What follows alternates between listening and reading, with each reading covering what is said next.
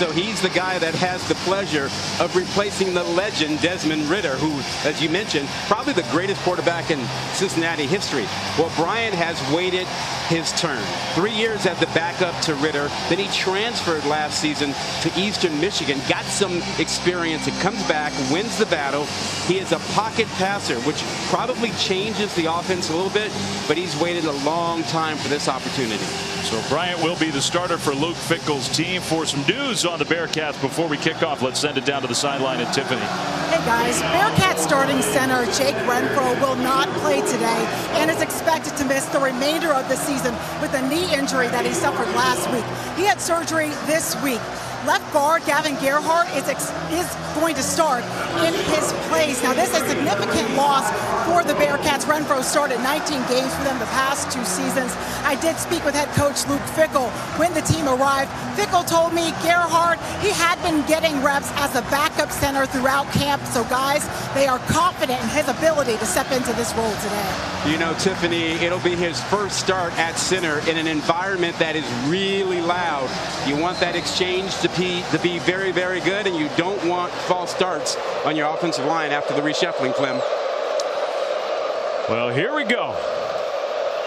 The season for the Bearcats and the Razorbacks is underway, and the opening kickoff will be a touchback. So Arkansas getting the ball first to start the game will bring their offense on the field. And the guy we just talked about, K.J. Jefferson, 6'3". He says he's down to about 235, one of the bigger quarterbacks in all of college football. He was a highly regarded high school player out of the state of Mississippi.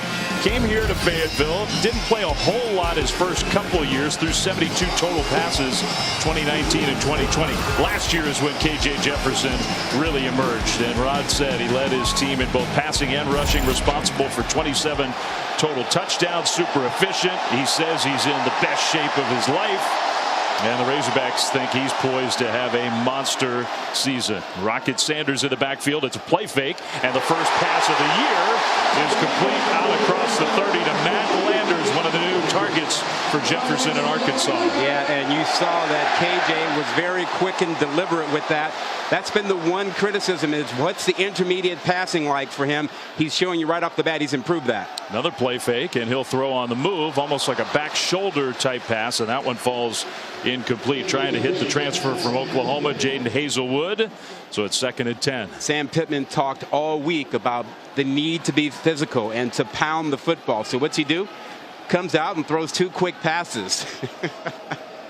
Love it. Don't tell him what you're going to do. Rocket Sanders expected to take a bigger share of the load this year. He empties the backfield. Jefferson slips one defender. K.J. Jefferson going to run, and some power running to get a couple yards to set up 3rd down. He is definitely the leader of this team. Other players have told us this week that he has the respect of everyone in the locker room, connects with everyone. Sometimes that's encouraging. A lot of times it's pulling a prank or two, keeping guys loose. You saw Ivan Pace was in on the tackle. He should be a major impact transfer talent for Luke Fickell's defense. 3rd down and 8. Arkansas short of midfield. First possession of the game. Jefferson completes it, and a open field tackle, and a gang tackle will get Hazelwood to the ground short of the 1st down. You're seeing Arkansas show that they can come out and throw it. Hazelwood has been ticketed as the guy to replace Trey Burks, who was just an all-everything wide receiver for Arkansas last season. Comes up a little bit short of that 1st down. And a nice tackle. Will Huber kind of led the way there, the middle linebacker. I think the fans here inside Reynolds Razorback Stadium wanted to see Arkansas go for it, and Sam Pittman likes to go for it on 4th down, but from midfield, 4th and 2, the punt team is out there. It's a good stop for a proud Cincinnati defense. I know they lost a lot of talent from last year's team. They still have high expectations. Ryan Montgomery with the fair catch, and he makes it around the 15-yard line. So the starting quarterback for Cincinnati, it'll be Ben Bryant. And what a journey Bryant took to make it to this spot. He began his career with Cincinnati, played 14 games, actually got some real playing experience behind Des Ridder, but wasn't going to start again when Ridder decided to come back last year. So he transfers to Eastern Michigan, had some other choices, threw for over 3,000 yards, got lots of good experience in game situations. Announced in early January he was coming back. He maintained a really good relationship with his coaches, with everybody in the program, and he beats out the talented youngster Evan Prater for the starting assignment week 1. It's been a long time coming for Ben Bryant.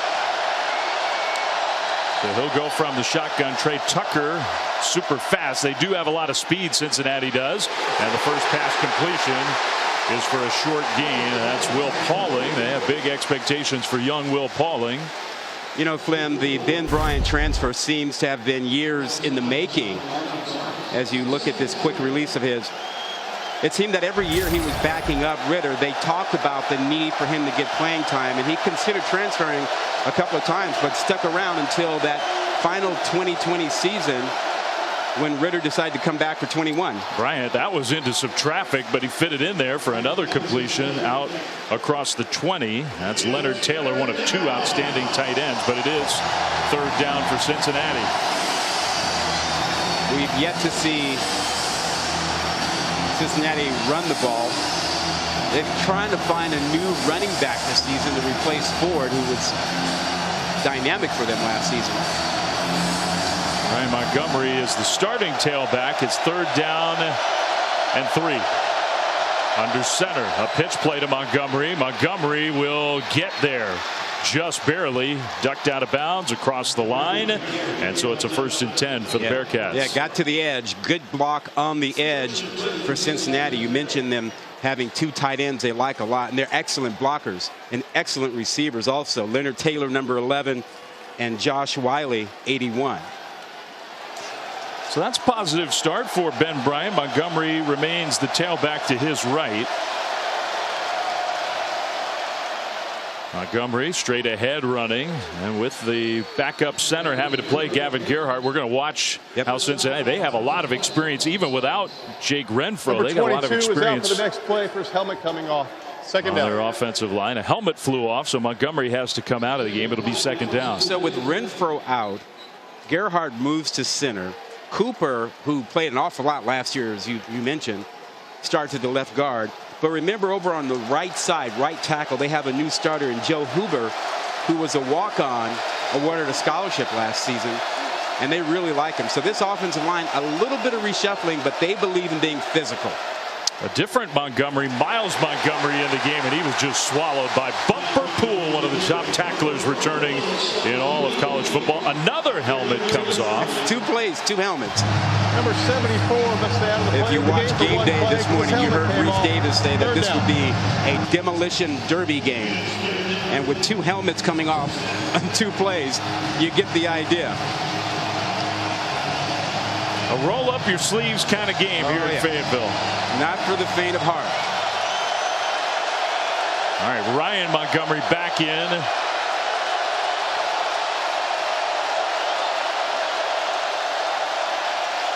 Third and a long 4. Pressure comes. It was picked up. The throw was behind Josh Wiley. What a catch by the tight end for a Cincinnati 1st down. You kidding me? A one-handed stab behind him. Now, he's a former wide receiver converted to tight end. Really good hands. Has added weight, has become a really good blocker. And this is what Cincinnati wants to do. I mean, you talk about trying to be physical and mix it up a little bit. They were really stung by the criticism that they weren't physical enough for Alabama in that playoff game. In the pocket, Bryant throws a long throw, but he got it there. And one slip tackle by Tyler Scott. Cincinnati also replacing Alec Pierce, who was an outstanding wide receiver, probably by committee. Scott, Trey Tucker, Will Pauling, some of the guys expected to fill that void. I think that play, that previous play, shows us a little bit of what Cincinnati wants to do. They like the matchup against Hudson Clark at the left corner spot if they can get it from time to time into a man-to-man situation. That was a nice positive 1st down gain. It's 2nd and 3. And they'll pitch the ball to the right side. That one's going backwards. Bumper Poole slashes in there again to tackle Ryan Montgomery. Hudson Clark, that defensive back you just mentioned, a little slow getting up. He had to come up and take on a 300-pound lineman. Hudson Clark did a really good job of it, but paid the price for it.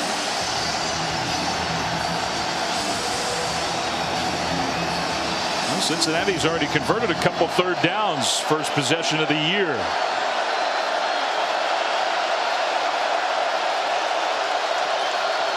They need to get to midfield. Bryant in the pocket, pressure. Bryant, not a real mobile quarterback, and he got stuffed. Now he stays on his feet and is getting a push, and I think he might have gotten there. Well, he may not be that fast, but he's clearly got some strength and toughness, because he was going down and wouldn't go down. Well, Drew Sanders hit him with everything he had, number 42. And Bryant absorbed it and continued to fight for the first down. I mean, look at that hit. Are you kidding me? He fought through that. Can't question his toughness. Yeah, that's pretty impressive. Well, they may have been pushed around a little bit by Alabama, but they have been pushed around by many over the last several years. This has turned into a really proud, physical program. Miles Montgomery, the tailback, and now some motion after converting another third down. I think the Bearcats moved. Ball start. Offense, number 74. 5-yard penalty. Remains first down. So that's Jeremy Cooper sliding into the guard spot with Gerhardt moving over to center. Yeah. You know, Flynn, you mentioned Hudson Clark looking a little bit shaken up a couple plays ago. He is now out of the game. And Malik Chavis, number 4, has taken his spot at the left corner spot. I would expect that Cincinnati would pay attention to that and probably try to test Chavis sooner or later here. Luke Fickell's team, of course, became the first group of 5 team to make the playoff. They have 22 straight non-bowl game wins. It's been a long time since they lost a game that wasn't a bowl game.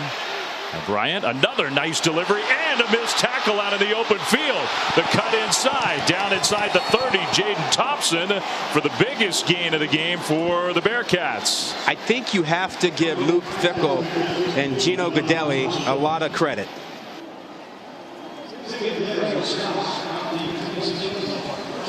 And we welcome those of you joining us from NC State, East Carolina, here at Reynolds Razorback Stadium, a packed house. So anxious for the season to start here, and a really good top 25 matchup. Dave Fleming, Rod Gilmore, Tiffany Blackman, great to have you with us. Cincinnati, first possession of the year on the move, and now Bryant's pass is picked off. The interception. Dwight McGlothern all the way back inside the 30. Oh, Ben Bryant, the new starter, and moved Cincinnati down the field, and that was a mistake. Well, that's an NFL throw. You got to be really confident, and you got to have a lot of arm strength to make this. Watch his throw. He's on the hash to the far out. If you're going to make that throw, you better have a cannon, and that ball's got to be to the outside. That ball fluttered out there, and there was no question about what McGlothern was doing with it. He read it all the way. That is a dangerous throw, and if you don't have what it takes to make it, man, you can't make that throw. Wiping out a tremendous opening drive for Cincinnati. Cincinnati had converted a bunch of third downs, really impressive and poised, and then the LSU transfer comes up with the interception. Now KJ Jefferson of the Arkansas offense back on the field. First carry, Rocket Sanders breaking tackles. Now there is a penalty flag thrown. Sanders, very talented sophomore running back, didn't get a touch. First possession for Arkansas. Holding. Offense, number 9. 10-yard penalty from the spot of the foul. Repeat first down. You know, that drive for Cincinnati, from I was saying, give credit to the coaching staff, because they seem to have taken a different approach to Arkansas than they did opening against Alabama. Alabama, it was 1 tight end, 2 tight ends. We're going to pound the football. They've come out instead today with, hey, let's be more flexible. Let's open it up. Let's throw it. But for that bad throw and the pick, that opening drive was really good for Cincinnati. We'll see what they do when they get the ball next time. Well, I agree with you. It looked like Cincinnati came out with a great game plan, but the turnover, and now Arkansas trying to capitalize. The holding penalty against the wideout, Jaden Hazelwood, the Oklahoma transfer. Still plenty of time on the play clock. They get the play snap. Jefferson a play fake, and a wide open target. Matt Landers, his second catch. Down the sideline, inside the 20, down to the 15. First down, Razorbacks. Missed tackles. Opening week of the season, you see a lot of missed tackles. You don't get the practice open field tackling in summer camp. Speed of the game changes when you step on the field. A mouthpiece, not a penalty flag, down on the turf. Jefferson keeps. Jefferson, 10, 5, touchdown. They say he's a little faster this year. Yeah, a little lighter. Played at 247 last season. 235 right now. Jalen Catalon, the safety, he found out how quick it is. Watch this. One-on-one tackle, chance to make the play. Another missed tackle. Jefferson did not try to run him over. Showed you his elusiveness and his speed.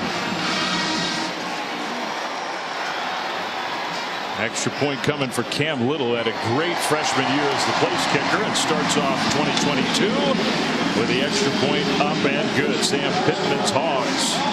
They got championship hopes here in Fayetteville. The defense comes up with the interception. The LSU transfer McLaughlin with the long return, and then it set up the touchdown run for KJ Jefferson. Yeah, he is a big star. More of him to come.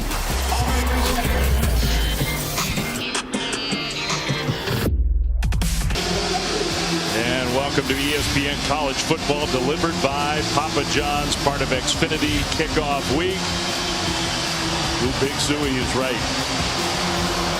Man, do they get into this Razorbacks team here at Reynolds Razorback Stadium. Arkansas with the 7-0 lead after the turnover. The KJ Jefferson touchdown. And the Razorbacks kick it back to Cincinnati. We'll take another break and be back right after this. 7-0 Arkansas with the first quarter lead.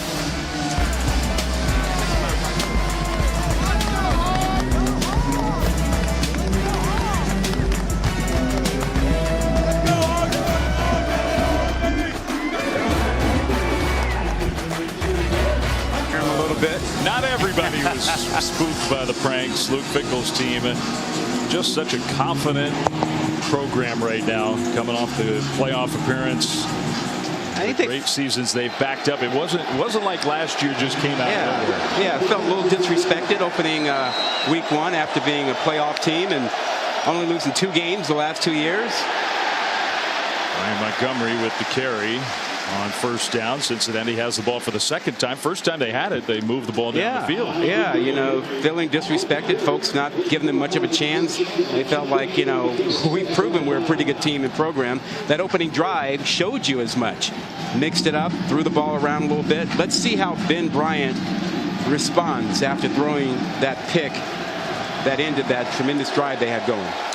He threw the interception to an LSU transfer. Now an LSU transfer playing for Cincinnati. Corey Kiner is in the backfield for the Bearcats on second down. Kiner gets the ball and runs into a wall. And Terry Hampton was there to just envelop it. We've seen Terry Hampton and Isaiah Nichols, his running mate inside, take over games. They destroyed Texas last season, and they are hard to block inside. He is 314 pounds and just dominates on the right side there, getting by Dylan O'Quinn. So now third down. Cincinnati was 3 for 3 on that first drive, but this is 3rd and 10. And here they come. I don't think they got the ball snapped. They blow the play dead. Everybody moved except for the center didn't snap the ball. That might be our first example of the new center struggling. Prior to the snap, false start, offense, number 72, 5-yard penalty, remains third down. Yeah, it's worth noting that opening drive, they were good. Now we've had a blown assignment, a mixed block, and also a false start here. There's our new center. That's Gerhardt. He's in for Renfro. And everybody else had the snap count. Renfro is out for the year. Tough loss for Cincinnati. Their experienced guys up front. Now it's 3rd and 15. And you wonder how aggressive Cincinnati's going to be willing to be here.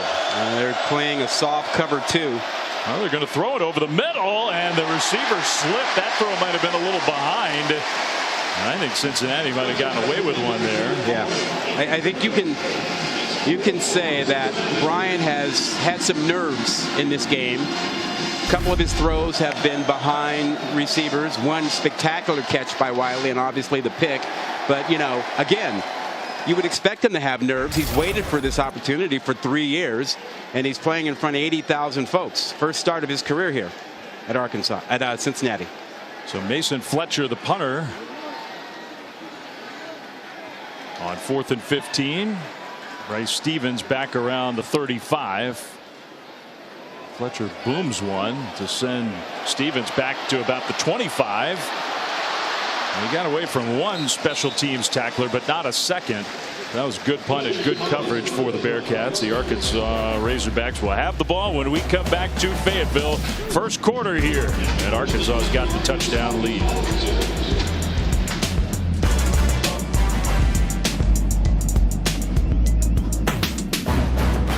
Week 1, all the anticipation of the season, and then it feels like a big game. I mean, it's created this incredible scene here as Rocket Sanders carries the ball. First play of this drive for the Razorbacks. You got 80,000 fans here.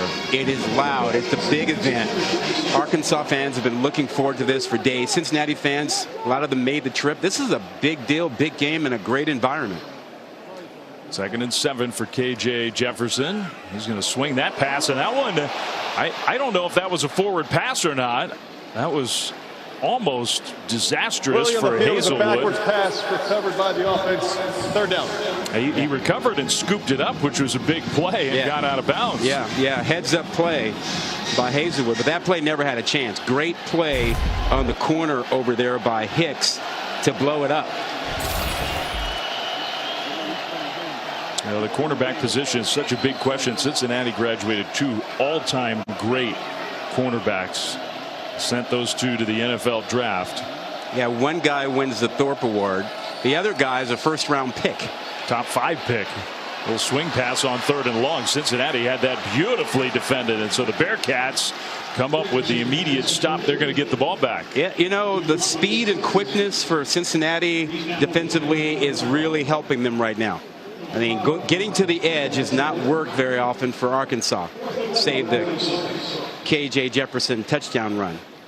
This defense wanted to be seen as one that could reload and not rebuild after losing 6 draft picks to the NFL. Yeah, on the defensive side alone, 9 total players from last year's playoff team for Cincinnati were drafted into the NFL. But a lot of talent returning. A punt and a flag before that ball was booted. There was an Arkansas false start. Prior to the snap, false start. Kicking team number 3. 5-yard penalty. 4th down.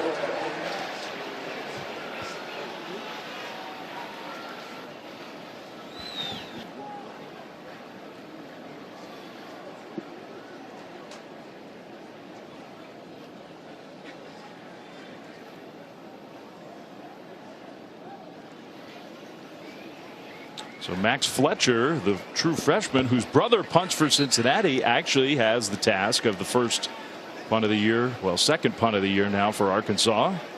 Both brothers from Australia. Reunited here. They hadn't seen each other in a long time, and young Max did not get off a great punt there. Very short.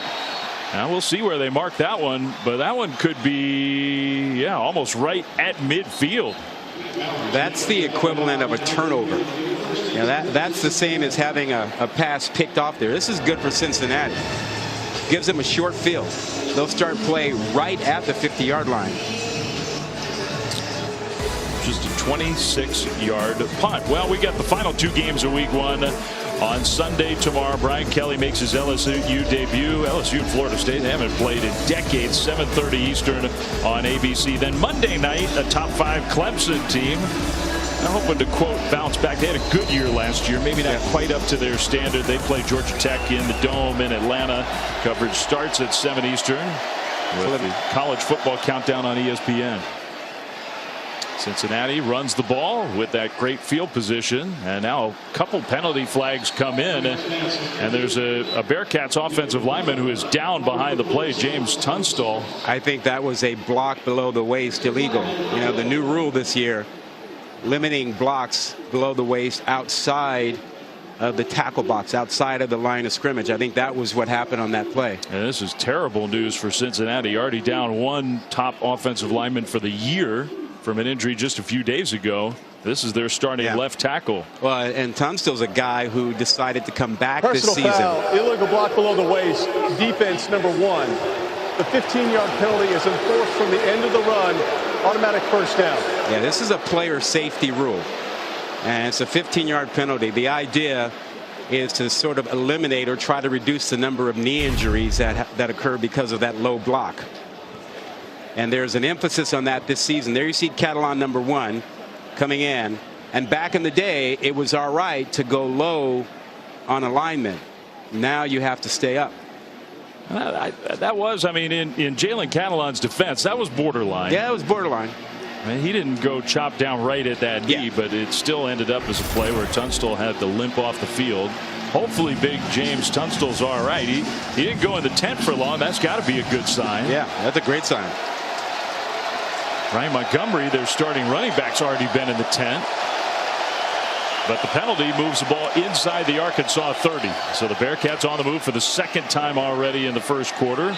Corey Kiner gets the handoff, straight ahead run for a gain of close to 4. Finally, a little bit of an attempt to run the ball by Cincinnati. Look who's back in the game. That is tough guy. Thank goodness. Yeah. That didn't look great when it first happened. Yeah, as I mentioned earlier, he decided to come back this season after doing a little research on his NFL possibilities. He is going to end up playing in the league after having transferred over here from Stony Brook via UConn, where he spent his first couple years.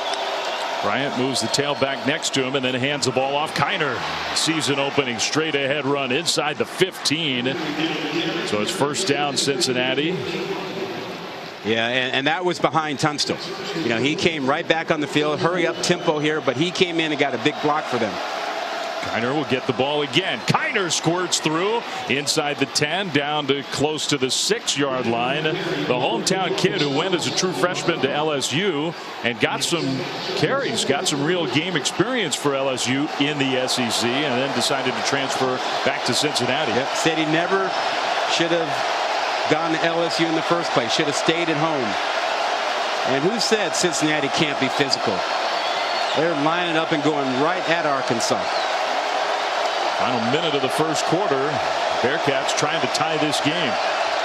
Charles McClellan now in at tailback. Bryant will fake it to McClellan, throws short, and Wiley gets upended immediately. Arkansas saw that thing coming. Simeon Blair all over it. Blair, Catalan, and Slusher make up those 3 safeties in that defense, that 3-safety look which has become so popular. And he was flying in on this one. Tremendous play. The former walk-on. So now it's third down.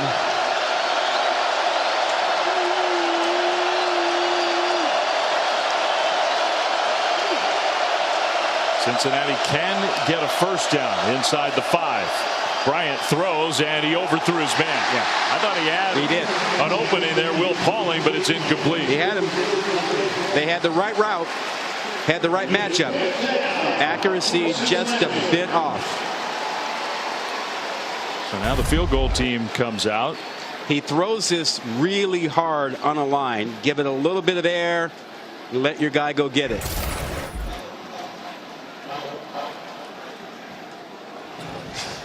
Ben Bryant starting his first game for the Bearcats here today. We'll talk about it on the sideline.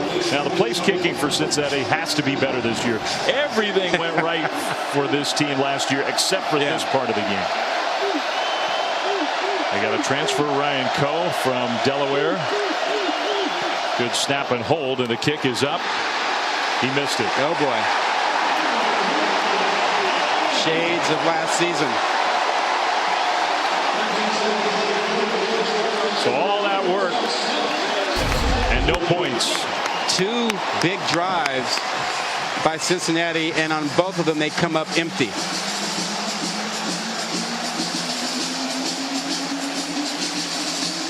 Yeah, that's disappointing. So Luke Fickell's team has moved the ball effectively, but just nothing to show for it with 13 seconds to go in the first quarter.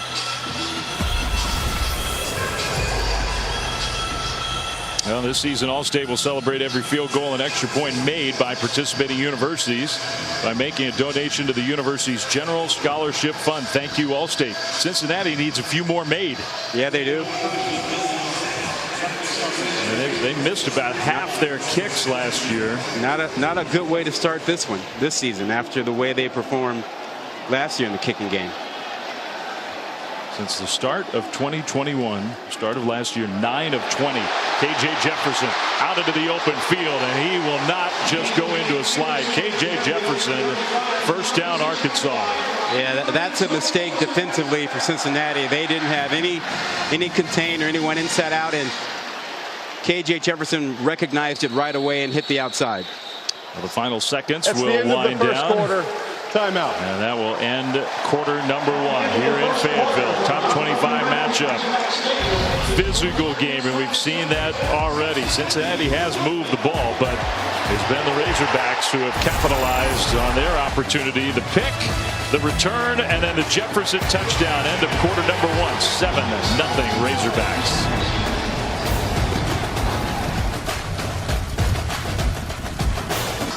And welcome back to ESPN College Football, delivered by Papa John's as we start quarter number 2 from Fayetteville, Arkansas. The Razorbacks with a 7-0 lead, and the ball. K.J. Jefferson, who's got the only touchdown of the game, will fake it. No, he actually handed it off, and Rocket Sanders with a penalty flag down with a big game. We'll see if it stands. Now they're going to get Trey Knox, the tight end, with a hold. Holding. Offense, number 7. 10-yard penalty. Repeat first down. That's who it was. Yeah, he got more than just a handful of jersey that allowed Sanders to get to the edge. Easy call. There you go. Right side of your screen in the circle. Just watch out. Trey Knox just latches on there and just won't let go.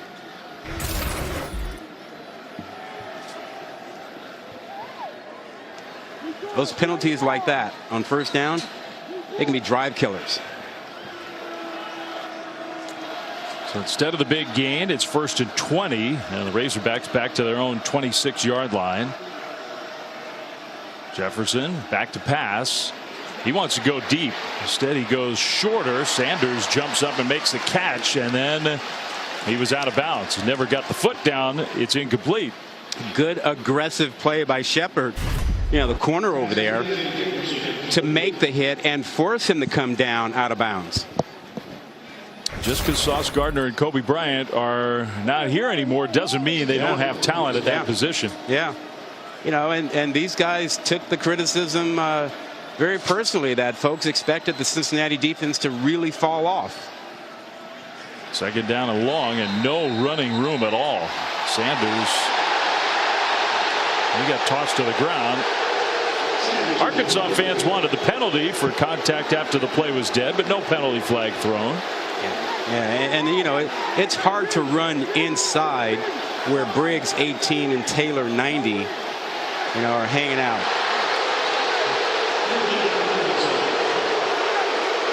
They want a flag, huh? Not going to happen. The 3rd and 21. Luke Fickell's defense. They've given up the touchdown, but most of the yardage was the interception return. Arkansas's had the ball for a lot of this game, but they haven't been moving it at ease. Jefferson created something out of nothing, and he'll get back to the original line of scrimmage, but not close to the first down. Sanders with the catch. It'll be 4th down, and Arkansas will have to punt. Number 0 for Cincinnati is out for a play. First helmet coming off. The Cincinnati defense hasn't handled well so far is quarterback run game. Other than that, they've shut down pretty much everything Arkansas has been trying to do. And so they should feel good about that. I don't know if they have an answer to 235-pound KJ Jefferson, who can also juke you.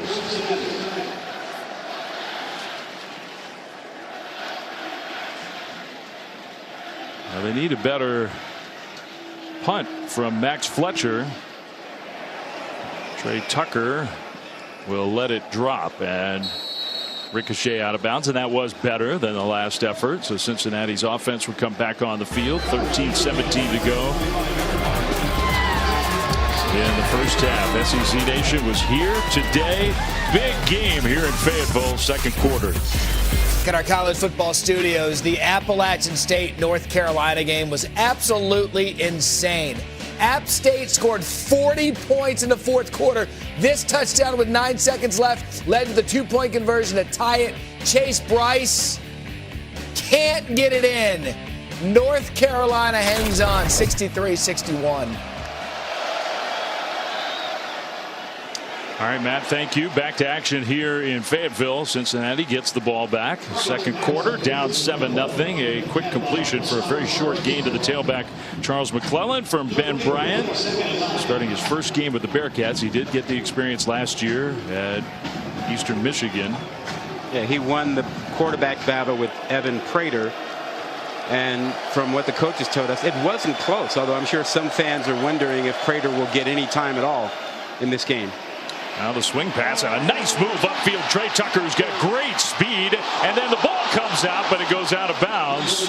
So Tucker made the excellent move, then showed off that speed. Has to hold on to the ball. He got a good break. It's out of bounds. First down, Cincinnati. Yeah, one of the ideas for Cincinnati is to get the ball to Trey Tucker as much as possible, however you can, whether that's in the slot, quick passes down the field, but he needs touches. So a nice gain to midfield. Bryant's going deep now, and he's got a man. It is incomplete. Just a little bit overthrown. Man, Tyler Scott was out there with a step or two. Incomplete. Well, back-to-back plays, you've seen the Cincinnati speed at wide receiver. That's a long foul ball. You have to give your receiver a chance. Get some air on the ball. Give him a chance to make the play. And those long foul balls just really frustrate a coaching staff. Tyler Scott's one of the fastest guys on the field. He couldn't get under it. So now Miles Montgomery in the backfield on second down. Montgomery gets it, and he finds a way to get a couple yards.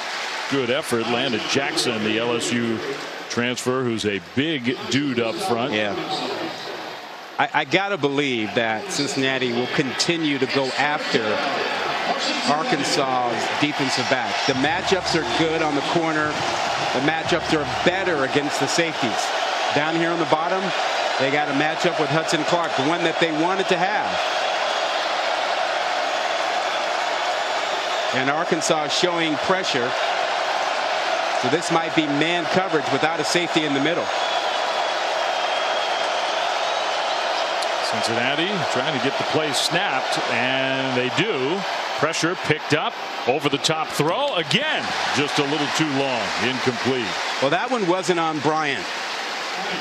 Hudson Clark got away with a little grab, and he was able to hold up the receiver Thompson a little bit so that he couldn't get to that, and it wasn't flagged.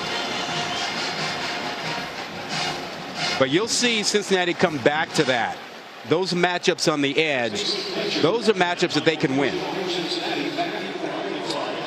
So this would be the older brother, Mason Fletcher, whose younger brother has been punting today for Arkansas. Mason for Cincinnati will try to pin the Hogs deep. I hadn't seen Mom for what, a couple years? Pretty remarkable. A family reunion here today, and he will do exactly that. That was a good punt, good execution by the special teams. There was a collision down there inside the 5. No penalty flag. Tyler Scott got down there to down the ball. You were talking about the family reunion. Mason hadn't seen his mom in 2 full years until, what was that, yesterday? Yeah, came over from Australia to kick. Little brother also kicking for Arkansas. tears, right, Tiffany? Yeah, guys, you're right. It had been 2 full years since he's seen his mother and his brother Max. And he told me he'd been counting down the days till this game so he could see his entire family here. He said the moment was going to be surreal. He also said there were a couple of things he missed from home in Australia that he asked his parents to bring. One of those was Vegemite, the food spread. The other one, his favorite Australian underwear brand, guys. He was running low. He was running low. I don't know, Flynn, TMI maybe? Well, I don't know. It tells you a lot about Mason and what his priorities are. Yeah. There's the family happy to be back together and feeling very comfortable today. Handoff, Sanders was going sideways. I don't know if that's the plan right along the goal line. He did then cut it ahead and got out to the 5. Arkansas pinned deep. Number 42 for Cincinnati is out for the next play because his helmet coming off. Somebody needs to work on this. That's about the 4th time in the game that a helmet has come off. Yeah, you know, sometimes guys don't like to wear the chin strap very tight. Well, whoever's fault it is, the equipment guy's going to get yelled at. Sanders off and running outside the 25, and he gets some breathing room for the Hogs. Out to the 29, Rocket Sanders straight ahead run. Ricky Stromberg, the center, and Bo Limmer, the right guard. Great blocks, creating a huge hole and opportunity for Sanders to show off his running skills. Kendall Briles loves to run the up-tempo offense. At minimum, they want to get to the line of scrimmage fast. Don't always snap it fast. Jefferson kept it, dropped it, picked it up, and ducked for cover. He's got those good soft hands that allowed him to recover the ball. I wonder if I guess the mani-pedi comes in handy for that. He gets a mani-pedi every Thursday. Gets his nails done with the clear coat. Says he likes the way that looks and feels with the ball in his hand. It just sparkles in the sun.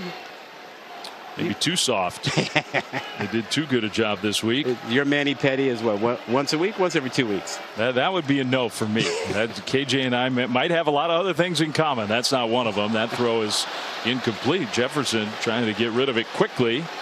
And threw it too low. He was telling us it's not so much the Manny, coat of paint. It's the massage, Tiffany, that he really enjoys. He enjoys it all, but he was so proud of his hands in our meeting. He showed it to me. That clear polish, it just popped. He says he walks in, they know exactly what he wants. 3rd and 4. He's a regular. Handoff straight ahead. First down, Arkansas. A.J. Green gets his first carry. He's another talented running back. They're really happy with their running back room. They're missing Dominique Johnson, who's talented. He's not quite healthy and ready to go. There's some hitting going on out there, man. You talk about collisions happening. I mean, we've had a whole bunch of it in a quarter and a half about, wow. Well, you got a Cincinnati player who is down. I can't tell who that is yet.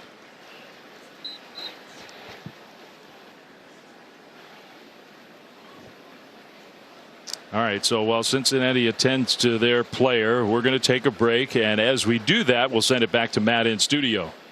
Guys, there's so much to get to across the networks today. Georgia having their way with Oregon, and the Bo Nix experience hasn't gone well. SEC Network, Ole Miss up early.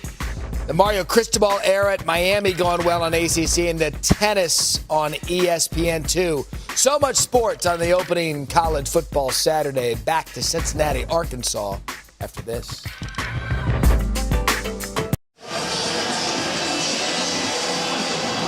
All right, back here in Fayetteville, it's time for our Aflac trivia question.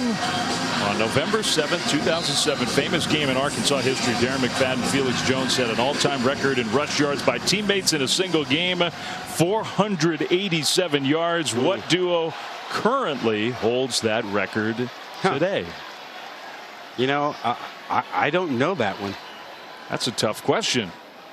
Play fake. KJ Jefferson on the move is going to dump it, and it is caught. Nice catch short by the tight end Trey Knox, but because he caught that ball, Arkansas might have lost a half yard. Yeah, and KJ's still down. Everybody holds their breath for a minute. Jefferson does get up.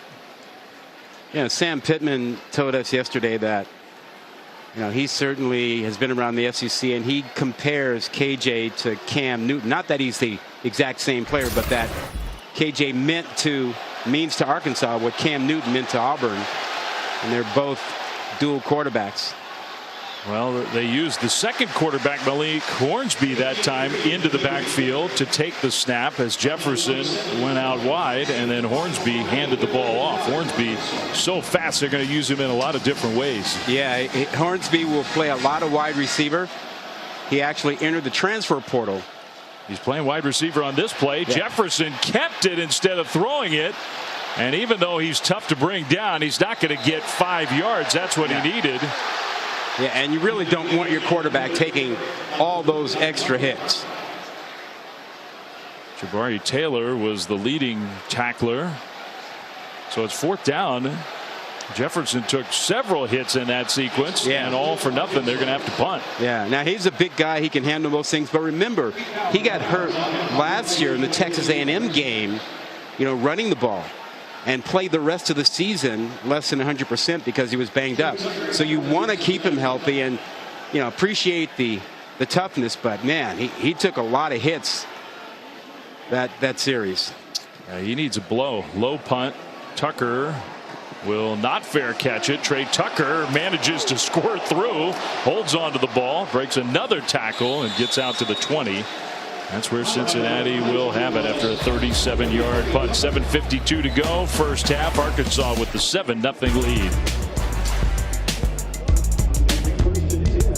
Football delivered by Papa John's is brought to you by Xfinity. Unbeatable internet, made to do anything so you can do anything. Well, it's a famous place here in Fayetteville. The Catfish Hole is KJ Jefferson's #1 spot for a post-game meal. And he may need some comfort food after today because he's taking some hits. Yeah, there's some serious hitting going on out there. And that last play, he took a lot of shots, and you can see that there's some discomfort somewhere in the upper body. He's been walking around talking to a lot of folks on the sideline. Cincinnati gets the ball back. Straight ahead run for Corey Kiner, who I think has made a good first impression in this first half. Now KJ Jefferson has the 1 touchdown in this game. He's 6 for 9, 51 yards. He's run the ball effectively. That's really been Arkansas's best offense so far. It's been the only real play that's worked well on multiple occasions for Arkansas. And make no mistake, they're playing a good defense today, but it's been a reasonably slow start for this Arkansas offense. They think they're going to put up big numbers this year. That pass deflected in the air and almost intercepted. McLovern, another good play on the ball. Hey, I'm not trying to start anything, but go ahead. Okay, you don't want I don't want to start it. I'm going to hold it for a minute. All right, then let's go down to Tiffany. Hey guys, I got some Cincinnati injury updates for you. Their offensive line taking a hit with Joe Huber going into the locker room. I have not seen him come back out. And then running back Ryan Montgomery, he's now on the bike. He had left, went to the locker room, came back out. They appeared to check out his midsection, but signs appear to be good. He's pedaling on the bike now, guys. All right, so that's good news. In the pocket, Bryant's going down. He had time and nowhere to go with the ball. Drew Sanders gets his first Arkansas sack, the Alabama transfer. All right, I am going to do it. Just a question. Would you think about Evan Prater getting some playing time? I mean, he didn't win the battle. I'm not suggesting that, Bryant should be taken out of the game. I'm just saying if there was a battle and maybe changing it up, you don't have any points in the first half, would you have a place for him for a series or two? Just a question. It's a fair question.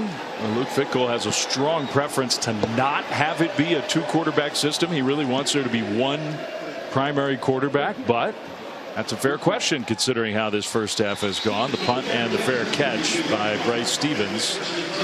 So Arkansas will get the ball back. We've got the highlight of the weekend, a top 5 matchup tonight on ABC at 7:30 Eastern. What a debut for Marcus Freeman. First game as a head coach. Of course, so many ties to Luke Fickell in this Cincinnati program.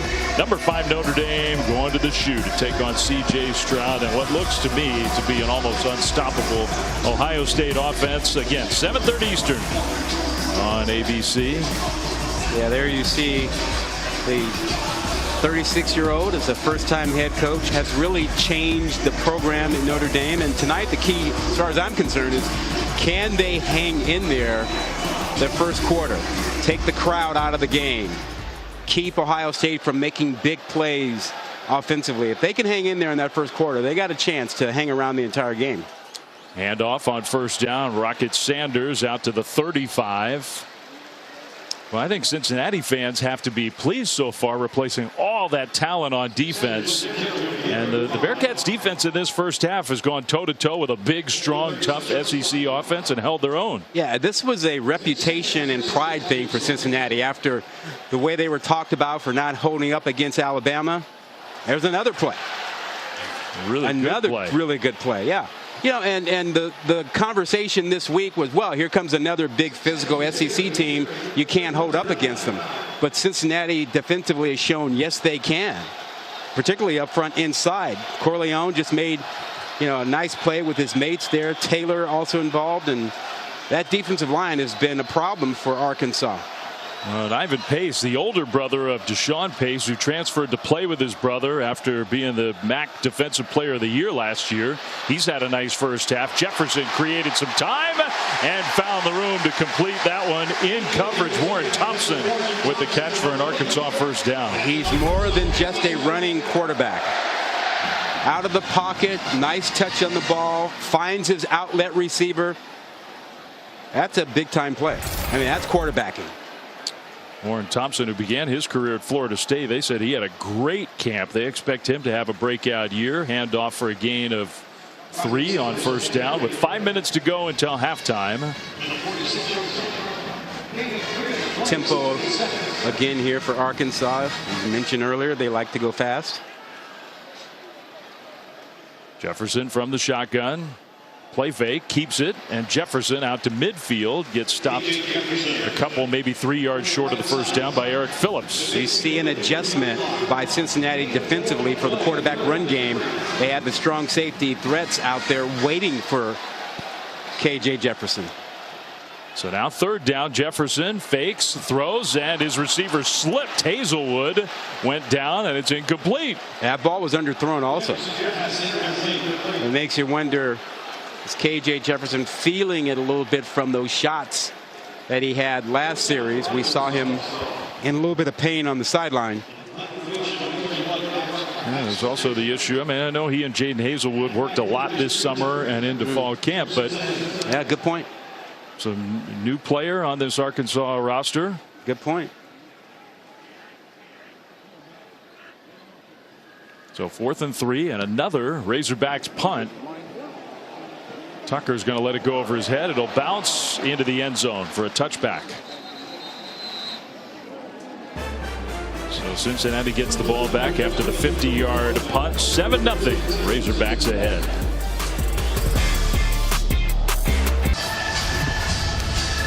You're watching the SEC on ESPN. And always remember, get out of the way if those guys are coming for you. Here in Arkansas, Sam Pittman's Razorbacks with a 7-0 lead. Let's ask and answer our Aflac trivia question. November 7th, 2007, record-setting performance. Darren McFadden, Felix Jones, who currently holds the record for most rushing yards in a single game by teammates. And our answer is... You got an idea? Did you know? Michael Carter and Javonte Williams, 520 rush yards against Miami a couple seasons ago. Handoff Cincinnati, and they're piling up some rush yards on this play down the right sideline and all the way across midfield. Charles McClellan with the long run for the Bearcats. Under 4 minutes to go once the clock starts rolling again, first half. And they'll go hurry up after getting a really good block on the edge. Up tempo. Good trivia question, by the way. McClellan gets another carry. My initial thought was, when there a P. Ryan who had a huge game for Oklahoma. Yep. And I thought maybe that would be part of the answer, but no. I'm going to say the question was too hard. Too hard? Too hard for me anyway. It's a good nugget, though. I'm glad great to nugget. learn the answer. Yeah. Miles Montgomery in the game now, 2nd and 6. Bearcats on the move. Bryant play fake, throws it short, and the big hit in the open field. The catch by the tight end Leonard Taylor, but then Miles Slusher put the hit on, and Slusher might have taken the worst of it. He's down. Yeah, we've talked about how physical this game has been so far. Big hitting, big tackles. Slusher that time coming up, really trying to deliver a blow. I think, was it Leonard Taylor? I think the tight end. Yeah, that's a 255-pound tight end that he slammed into. Good effort. Got his shoulder in there, tried to keep his head up. But that's a big man, and he got him in powerful area, the thighs.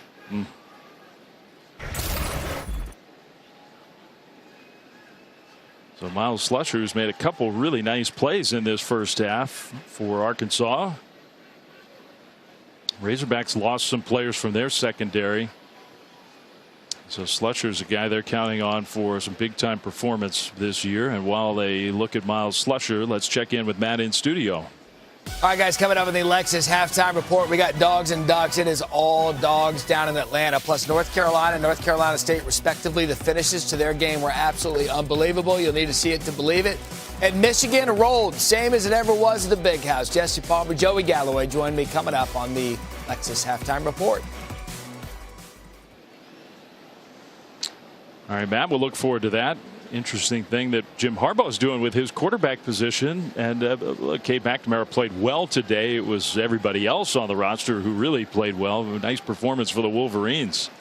And then he'll give quarterback number 2 an opportunity next week. And then I guess the idea is to make a choice going into week 3.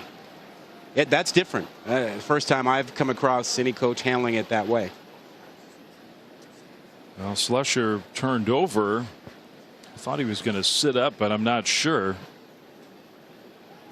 So hopefully Miles Slusher is okay. I mean, look, we sometimes you play up the physical nature of a game, and this one certainly is worthy of that, and you hope everybody comes out of it all right.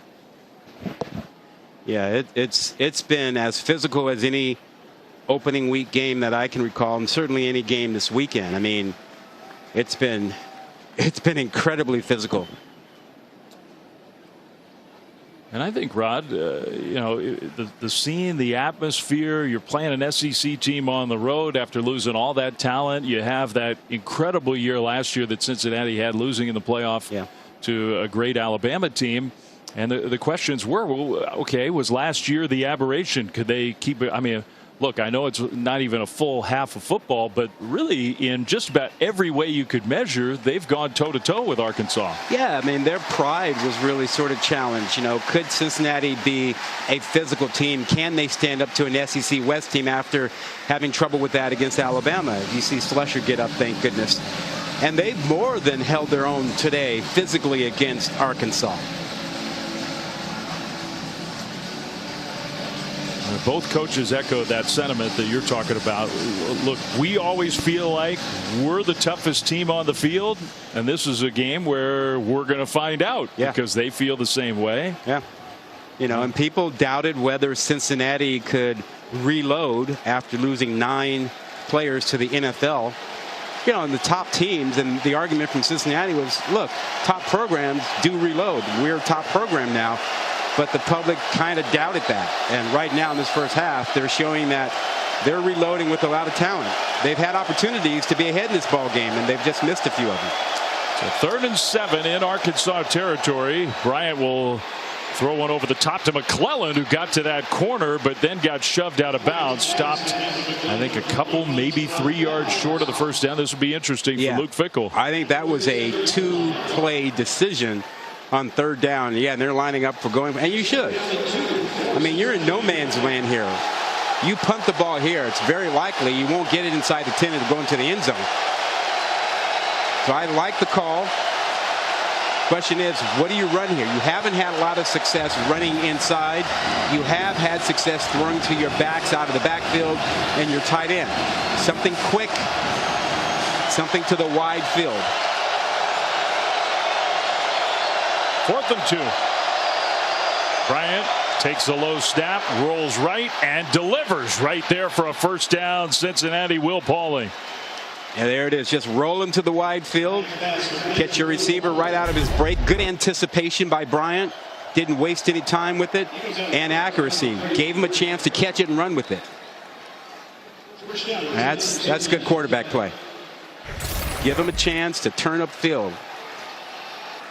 Gino Guidugli, the great former Cincinnati quarterback who's in his first year as the offensive coordinator, calling all the plays. He thinks Will Pauling's got a chance to be a true impact player for Cincinnati. The handoff straight ahead, nowhere to go. Terry Hampton makes the stop. Well, they need to take a shot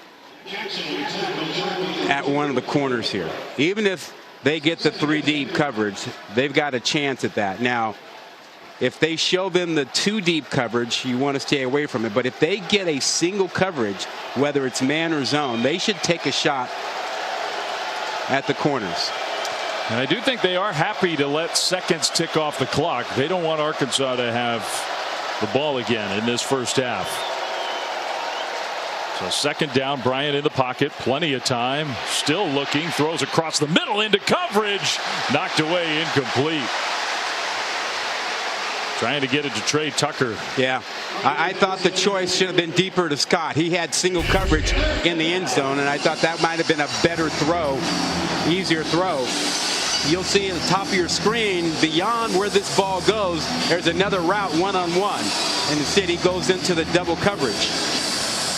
Tough throw, tough one to squeeze in there. Simeon Blair got a hand in there. Hudson Clark also there. So now 3rd down, clock stops. Arkansas does not blitz an awful lot. At least they didn't last season. Now timeout. Luke Fickell wants to talk things Cincinnati over. has called their first charge timeout of the half.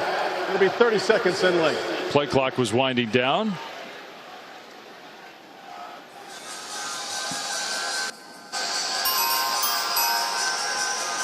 So we near the end of the first half of this outstanding matchup, and some of the games still to come. Just a terrific week 1. How about Utah going to the Swamp? Hey, Utah fans, I'm told, are looking at this as the biggest opening game in the history of Utah football.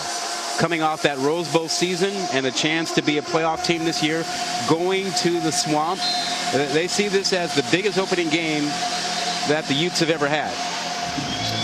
It's hard to disagree. Notre Dame, Ohio State, top 5 matchup. Can Notre Dame find a way to slow down that offense? You got Clemson, you got LSU with Brian Kelly making his debut. Last time Cincinnati didn't score in the first half of a game, they did come back and win against USF in November of 2019. It's been a while. You probably need 3 or 4 yards, 5 yards probably, if you want to go for a field goal. And Arkansas showing blitz, which they rarely do. And if you're Bryant, you like the matchup on the bottom. You've got Scott against Hudson Clark. If they're blitzing, that's where his eyes need to go. They show pressure. They bring pressure over the top towards Scott, and he threw it to where Scott wasn't. Yeah. Scott broke in. The throw went out. Yeah. Right idea, right matchup. 10 for Cincinnati is out for the next play because his helmet came off. Another guy out with a helmet. But yeah, right idea. He got the right matchup, Bryant did.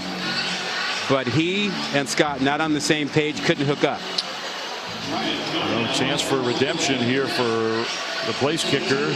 Brand new Ryan Coe, the Delaware transfer, who missed a short one earlier in the first half. This one close to 48 yards. Yeah. I thought they needed 4 or 5 more yards to make it a likely field goal. He's got a strong leg. Kick is up, and that kick hits the upright and ricochets away. No good. Just no luck at all in the field goal department for Cincinnati going back to last season. 2 makeable kicks today. Nothing. Coming up empty. That's a good attitude from the head coach. He's got to be thinking, though, we can't do this again, can we? Well, and you gotta stay with your kicker and pat him on the back. You're gonna need him. He's gonna have to make some kicks for you, not only today, but the rest of the season. You gotta hang in there with him.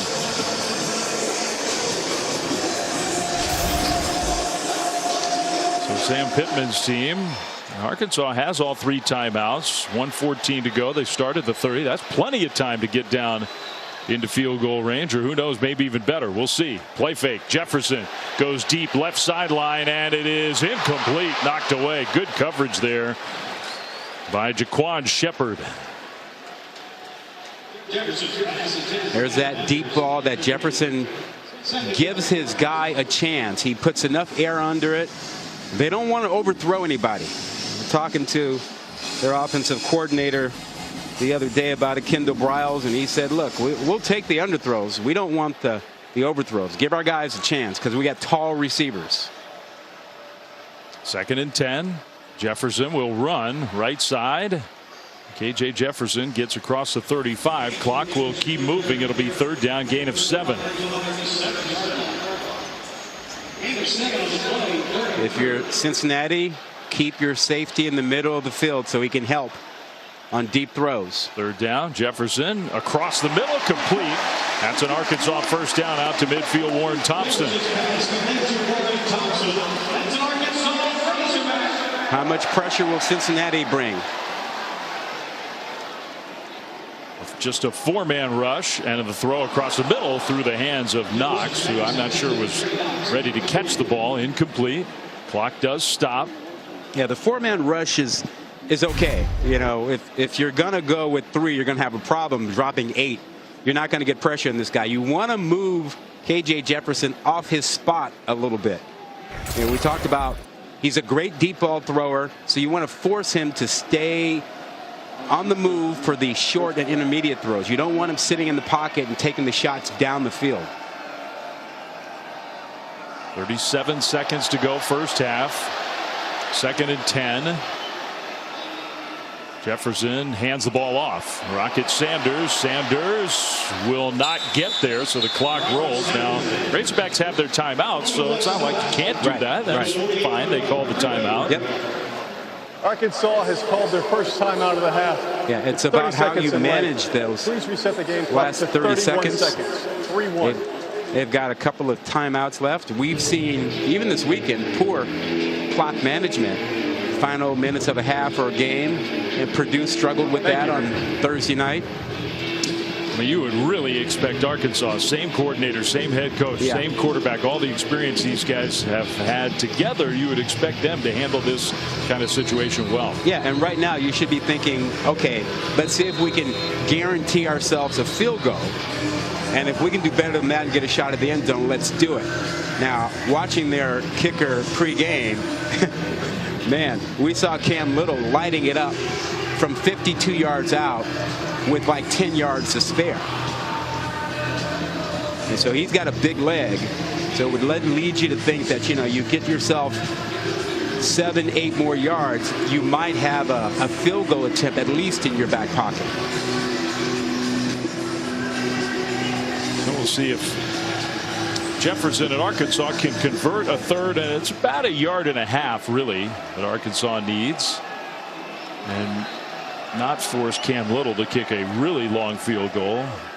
Handoff. Sanders going sideways. He'll turn the corner, though. 1st down and more inside the 30, inside the 20, inside the 10. Finally knocked out of bounds. Rocket Sanders. It'll be 1st and goal. Great speed getting to the edge. Cincinnati lost contain. There's a guy down. That's Brian Threats for Cincinnati, down around the 4-yard line. 37 yards for Rocket Sanders. Huge play. He had tremendous block, and then the speed on the edge. You saw Threats. He was the guy out there for contain, but Sanders gave him a little hip and then showed the speed to the outside. Defensively, and you see that they're checking on him, but they also remind him, look, when you've got contained, keep the running back inside. Arkansas fans were booing him, but Sanders landed right on top of him. Yeah. I don't think there was anything he was faking about that. Yeah. That's just what fans do now. They assume in this kind of situation that a defensive player is going to stall. Yeah, and you know that was a subject off season. Part of the new rules about feigning injuries. There's not really a penalty for it. They just they warn the teams. All right, so now 22 seconds. You got 2 timeouts. It's 1st and goal from the 5. That means you got lots of options. Do anything you want. You know, your quarterback run game has been almost unstoppable. So I would think that's your first option down here. You don't have to worry about being tackled in the field of play. You got 2 timeouts. And let's face it, your 235-pound quarterback is a load to handle for your linebackers and defensive backs. He already has 1 rushing touchdown today. He's going to keep it. No, he's going to jump past it, and Knox catches it. Touchdown.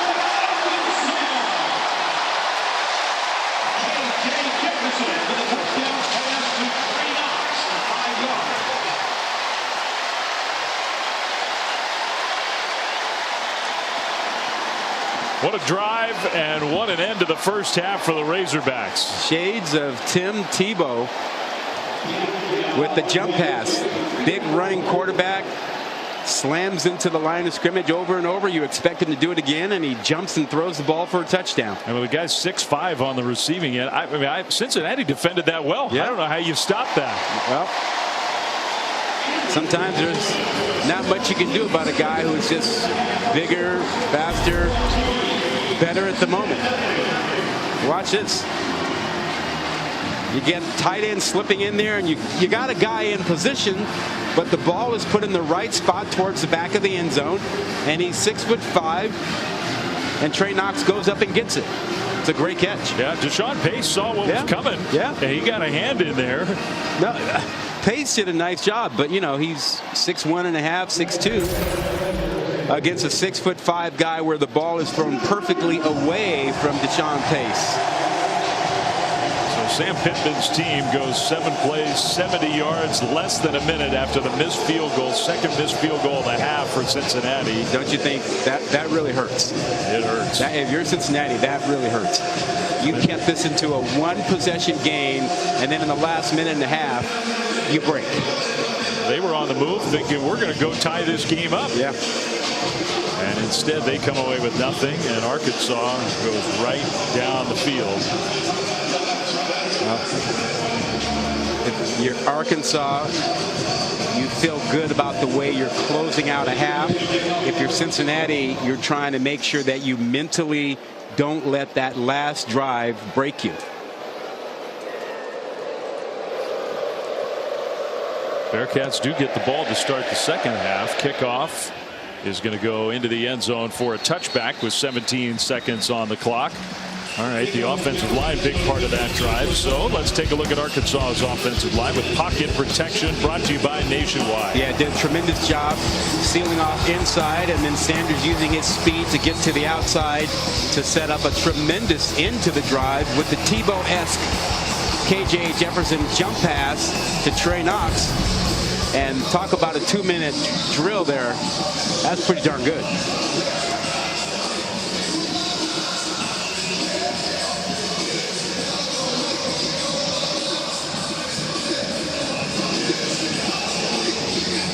With those 70 yards, Arkansas now has 224 total yards in the first half against a very good defense. Bryant is going to take the snap and just hand it off. A nice hole for Corey Kiner straight ahead. He's done some good running for Cincinnati. First down, I'm not sure the Bearcats are going to be too much more aggressive. We'll see. Well, now they have their own player down, hurting. Yeah, Kiner grabbed his knee at the end of that run. Now keep in mind that they already have lost Ryan Montgomery, and they came into the game just a little banged up back there. So Kiner was getting more reps probably than they anticipated for this game. Yeah, and again, there's nothing fake about this. He took a hit right on that knee. Yeah. And he immediately grabbed it when he rolled over. I mean, this was a kid who was Mr. Football in the state of Ohio. Yeah, you hate to see that. Went to LSU, came back home this year. A very talented sophomore. Well, he is a guy that many people around the program projected as becoming the lead back for them. He wasn't able to compete as much in camp, had some injuries and had to learn the offense, and folks were estimating that, you know, give it a couple games or so and he probably would be the guy. And I think the Arkansas fans who are booing him, if they saw the replay that we saw, would realize that that hurt. Yeah. So 11 seconds on the clock.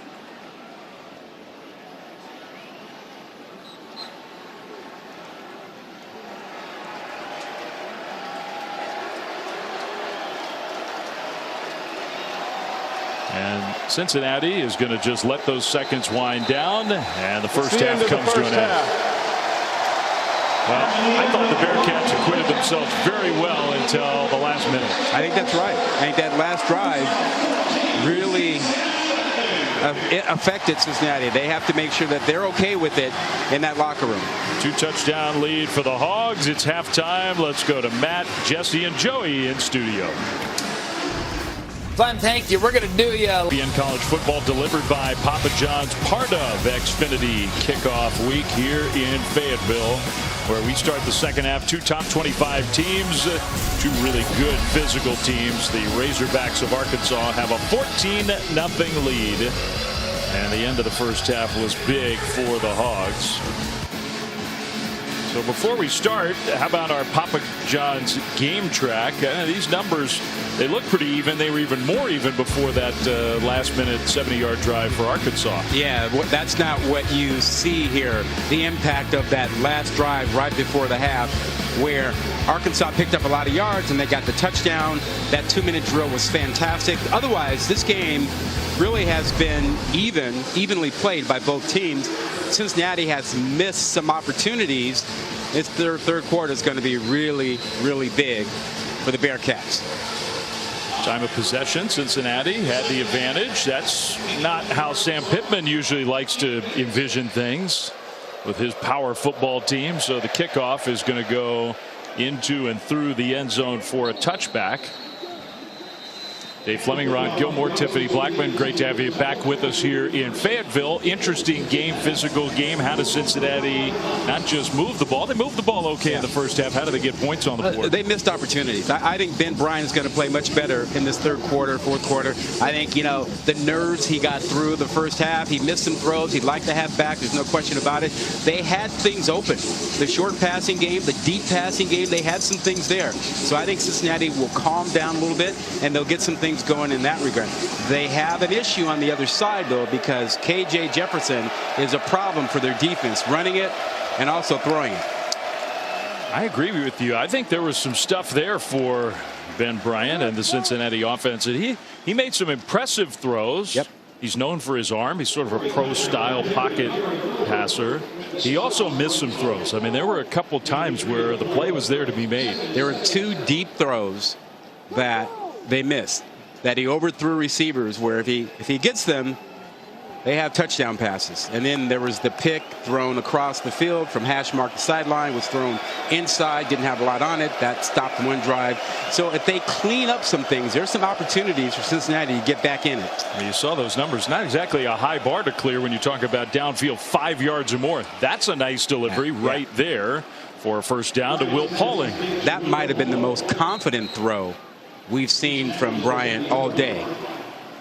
Got to his drop and threw that confidently with authority right on the numbers. So first down, Bearcats at their own 40-yard line. Throws that one out to the sideline to Josh Wiley. I think overall Arkansas has defended the Cincinnati tight ends pretty well.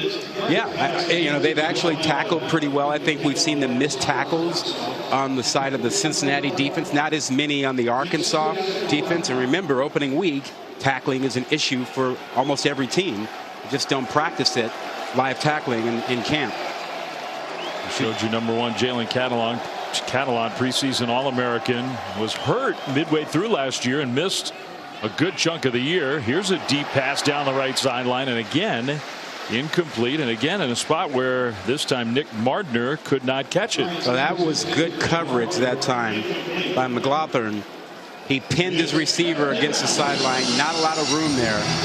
So that one you got to get to the defense. That's not on Bryant for not being able to drop that one in there. That was really good coverage. Arkansas might have found a cornerback, Dwight McLaughlin. The LSU transfer has played really well today. 3rd and 5. Cincinnati started off perfect on their opening drive on 3rd down. Since then, not so perfect. Blitzing team. Pressure comes. The throw is right there for a first down into Arkansas territory. That was a beautiful throw and catch for Tyler Scott. Perfect read. Recognized the blitz. Looked for his slot receiver. Running against the safety and gets him perfectly. That's Bryant at his best right there.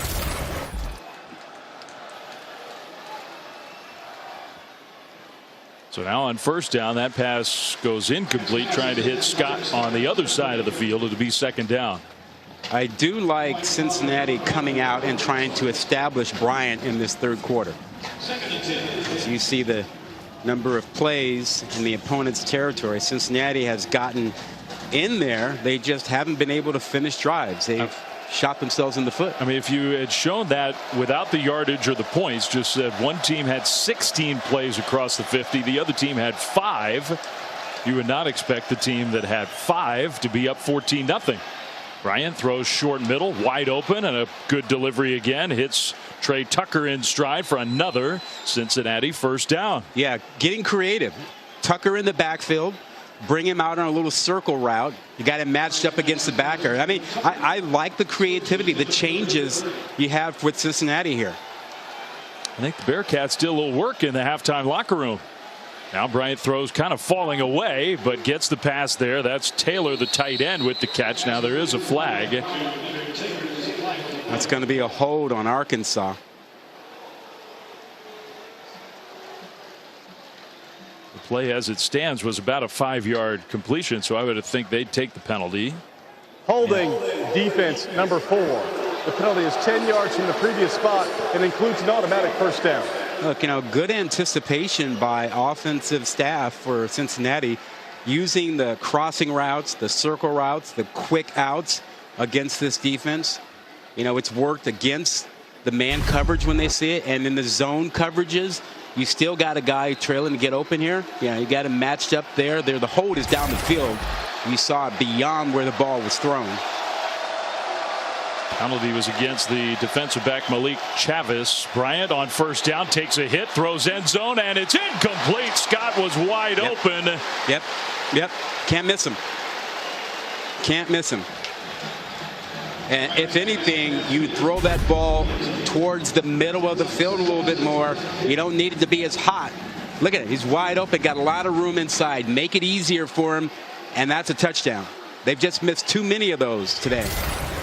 And okay, you can say he was about to take a hit, but still, that one you got to deliver on target. 2nd down. Kiner in the backfield. And they'll hand it off to Corey Kiner. Not a whole lot of room straight ahead. Maybe a couple yards down to the 18 to set up 3rd and long.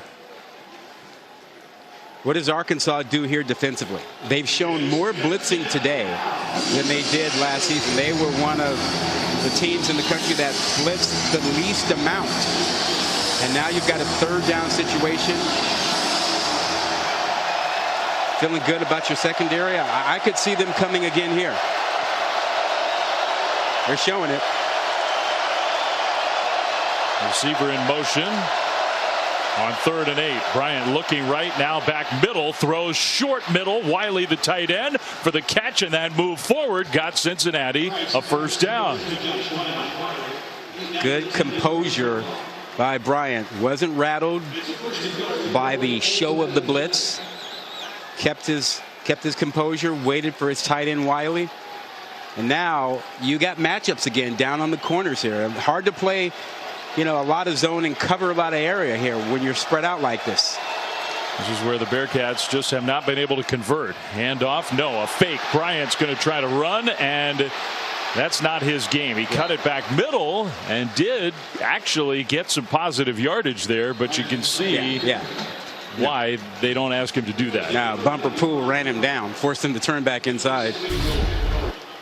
And that's what you have Prater for as the other quarterback, where he could make something happen with this. Just not enough speed to threaten you to the edge. It's got to be a little nerve-wracking for Arkansas fans. You saw Catalan miss the tackle and then land awkwardly, and he's coming off the field. That's their All-American, their captain. And it was a pretty kind of innocuous-looking play. Yeah. He had the shoulder injury last year. And missed half the season? Yeah. Yes. Missed, the second half of the year. Never came back. So he comes off the field for 2nd and goal.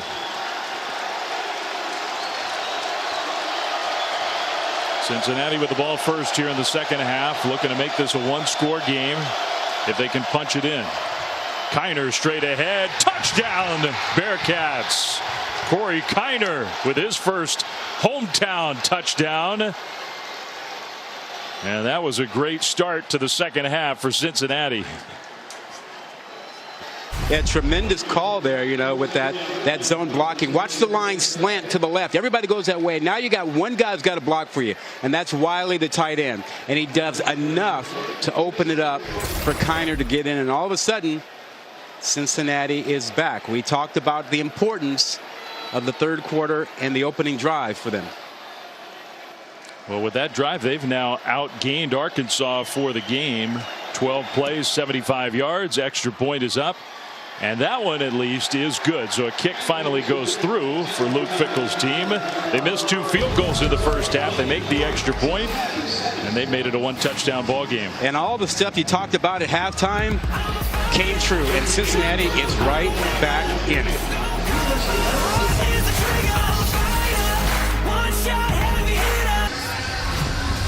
You're watching the SEC on ESPN, and there's nothing quite like an SEC football Saturday.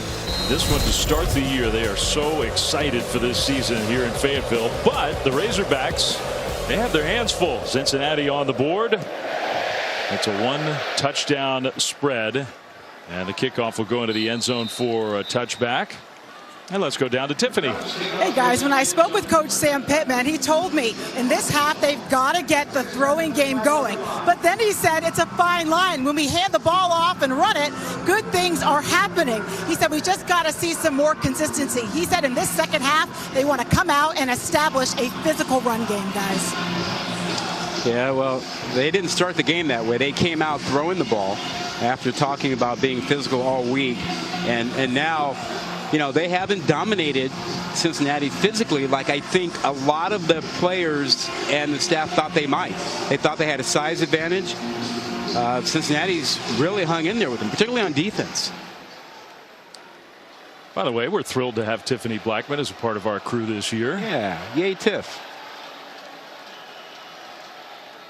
First possession of the second half for Arkansas, and Cincinnati kind of stretches that play out so that multiple defenders can come and help make the play. The tackle right around that line of scrimmage.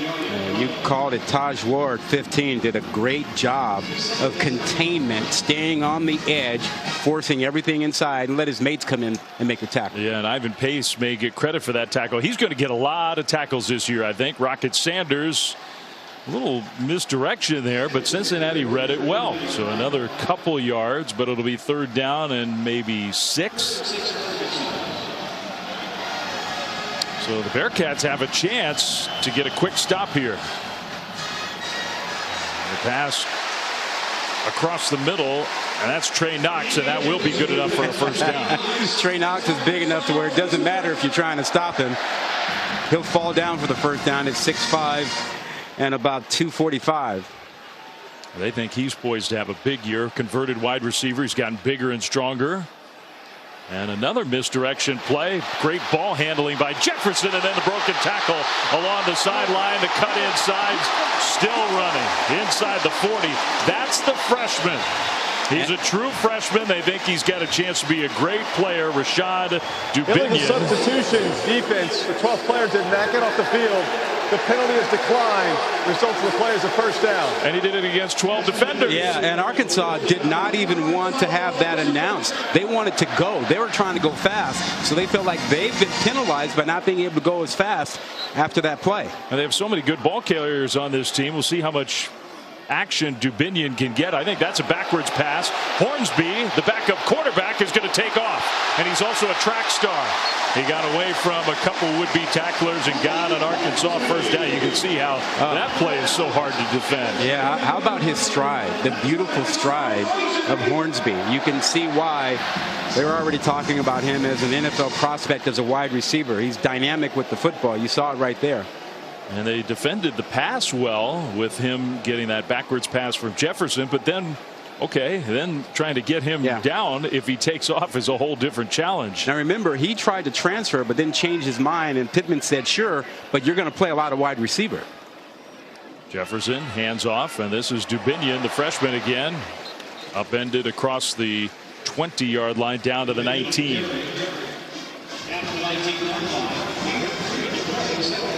This is prime KJ Jefferson territory. He told us yesterday he knows when to take over a game. He knows when to make a play, when to run over a guy, when to juke a guy.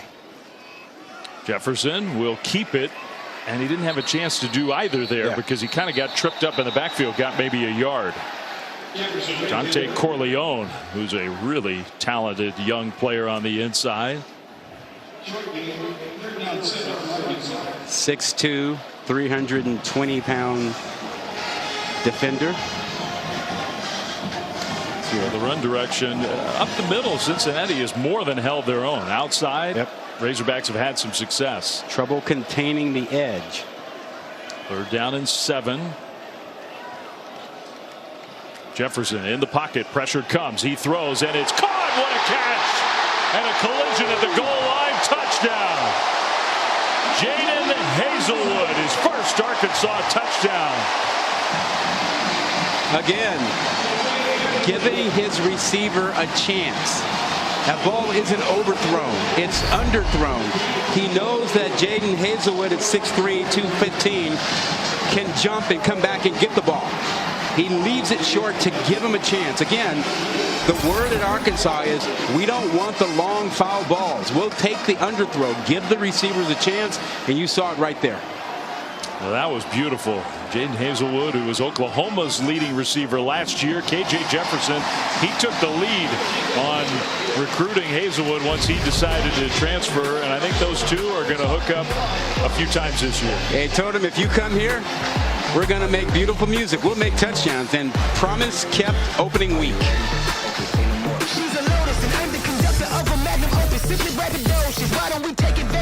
And of course, big news this week, huge news officially yesterday that the college football playoff in a couple of years will be expanding by a lot. It's going to impact the game dramatically. It's going to, I think, be great for the fans. There'll be more interest nationwide, I think, following teams trying to stay alive for the playoff. And who knows when it's going to begin? That's sort of up in the air. If you're a program like Arkansas and you got to play in the SEC West, it gives you a little margin for error. Yep. Razorbacks up by 2 touchdowns after the impressive drive. Kick return. The dangerous Trey Tucker out across the 25, close to the 30.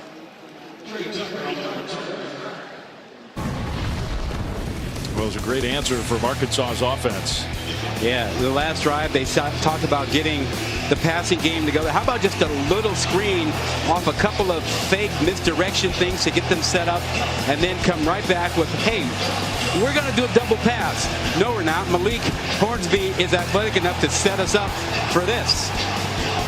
You get Hazelwood making a tremendous catch on a ball intentionally thrown short by his quarterback, KJ Jefferson. I mean, you think about most of the big plays for Arkansas, the attempted double pass there, the jump pass near the end of the first half for a touchdown, even that one to Hazelwood. Cincinnati has had them well defended. Yeah, I think that's right. But Arkansas just too talented at some spots. Bryant's going deep left sideline and caught.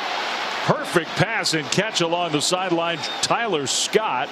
So the passing game is ramping up now for Cincinnati. On the money. Listen, we talked about it in the first quarter. The matchup against the corners, those were good matchups for Cincinnati. They've just missed on them. They got that one. They missed too many in the first half. That one was 30 yards. Now on first down, a handoff straight ahead. Charles McClelland. Cincinnati well into Arkansas territory. Bryant just drops this ball in perfectly to Scott. And this is what they need. You get a couple more throws like that, they'll be back in it and can hang in this game. The matchups on the outside, when they get man or they get the 3-deep look, they can work against that. So now there's an Arkansas player down. Is that Catalan again? Had he come back on the field? And now, nope, that's not. That's Johnson, Jaden Johnson, who might have been the guy to come in for Catalan, at least one of them who would take some extra snaps. And that's a secondary that, as you saw on that last throw, they've had some trouble with the deep ball today. But Cincinnati just hasn't hit them. Well, and think about no Slusher. Yep. Who's hurt. No Catalan now. Now Jaden Johnson goes out. Yep. Talking about some of their depth. It's not the deepest position on this roster, starting to erode away. 2nd and 5. See if Cincinnati keeps on attacking that secondary. Bryant down the middle of the field. He's got his man wide open. Touchdown. It's exactly what they did. Nick Mardner. Touchdown Bearcats. And it was no contest right off the line of scrimmage. Mardner was locked up in press man with Bishop, the corner, and beat him off the line of scrimmage. We've been talking about the matchups. Left side of your screen, it'll show up for you in a hurry. Mardner beats his corner Bishop badly off the line of scrimmage, and what a great throw by Bryant. This time he gave it air. He gave his receiver a chance. He led him to the middle of the field because he was open, perfectly executed.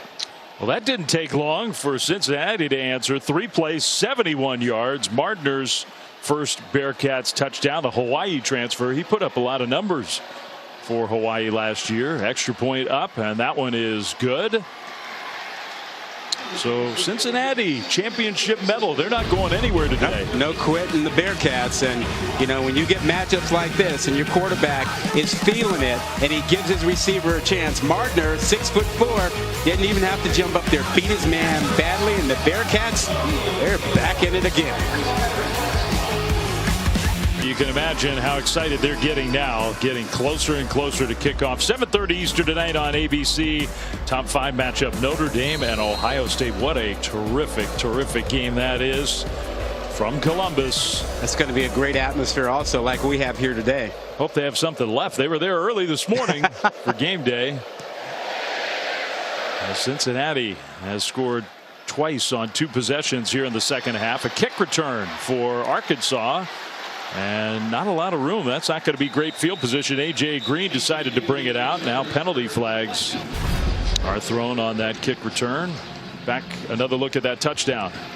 Yeah, when you're in press coverage, you're up there, you have to get your hands on the receiver and redirect him. Otherwise, it's a free release and you are chasing, and you cannot chase. You don't have deep help. So the defensive back fraternity, and I'm part of that. I played that spot. Holding return team number 17. The penalty is half the distance from the end of the run. It'll be first down Arkansas.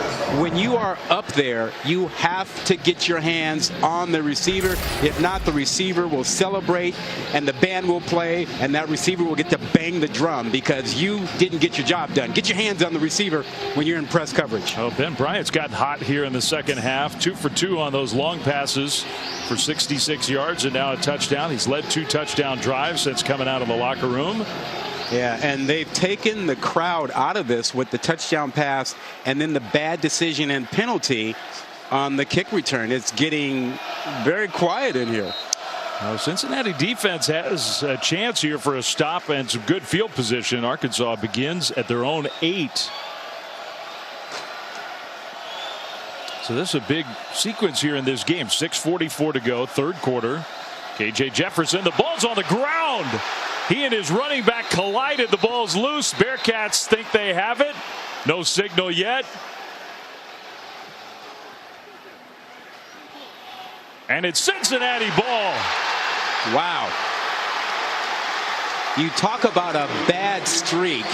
You give up a touchdown pass, poor execution, and then you have a bad decision to return a kick. You get a penalty, and then on the first play for your offense, bad snap, quarterback can't handle it.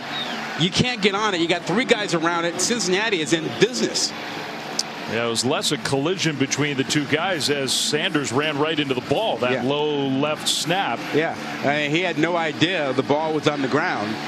He's just running his path on that running play. And now Cincinnati first and goal from the 3-yard line. 3 yards away from probably tying this game. Oh, heavy formation. 3 tight ends. They'll pitch it. A penalty flag, though. And that one, if that's against the Bearcats, that's huge. It is. That's going to be a false start. Yeah, you can't have that. Offense, number 11. 5-yard penalty. It remains first down. Why are you in such a hurry? Can't be. No. You got extra tight ends. You're loaded up. You know the snap count. Our 3rd guy in from the left side. No reason. Well, Leonard Taylor definitely jumped. And it changes your play call. It changes everything down here now. Important for Cincinnati to have a good first down play. Gives Arkansas some hope trying to get a stop. Bryant handoff, another flag thrown, and Kiners wrestled to the ground quickly. I think another false start. Yeah. Wow. Listen, I don't think this was crowd noise. It wasn't that loud down there as far as I could tell. Especially not for the Illegal first formation. Offense, more than 4 players in the backfield at the snap. 5-yard penalty. So that's just a bad formation. Yeah. No excuse. And you have the ball at the 3-yard line, first and goal, trying to tie the game. Momentum on your side, feeling great, and now it's first and goal from. Yeah. Now, if I'm Arkansas defensively, I want to protect my corners. You know, I've been beaten lately in man coverage. They struggle. Cincinnati didn't hit all the ones that they could, but I want to protect them a little bit, give them a little safety help down here. The man-to-man on this trips is a bit of an issue. Crossing routes, you can get mixed up here. Play zone down here if you're Arkansas. Now it's definitely loud.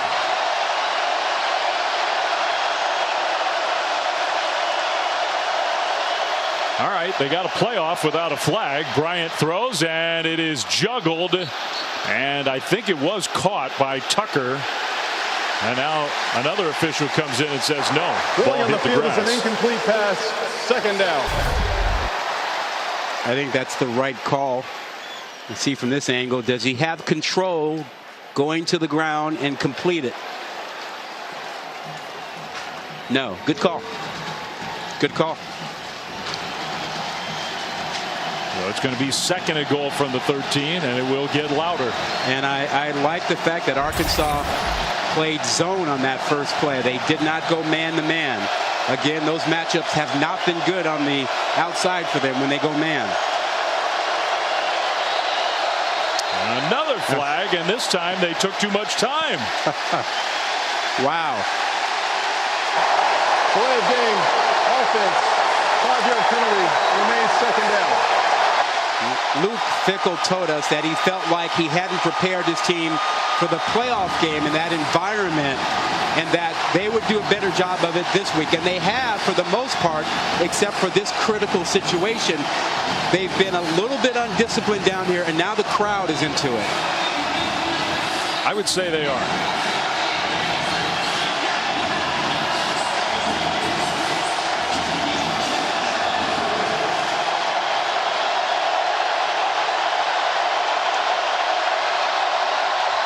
Bryant throws short, and it's caught, but the tackle at the 15. Tyler Scott with the catch. It's going to be third and goal. They had first and goal from the 3. It'll be third and goal from the 15. You can just hear Cincinnati fans all over the place pounding their head. How did we go from first and 3 to this?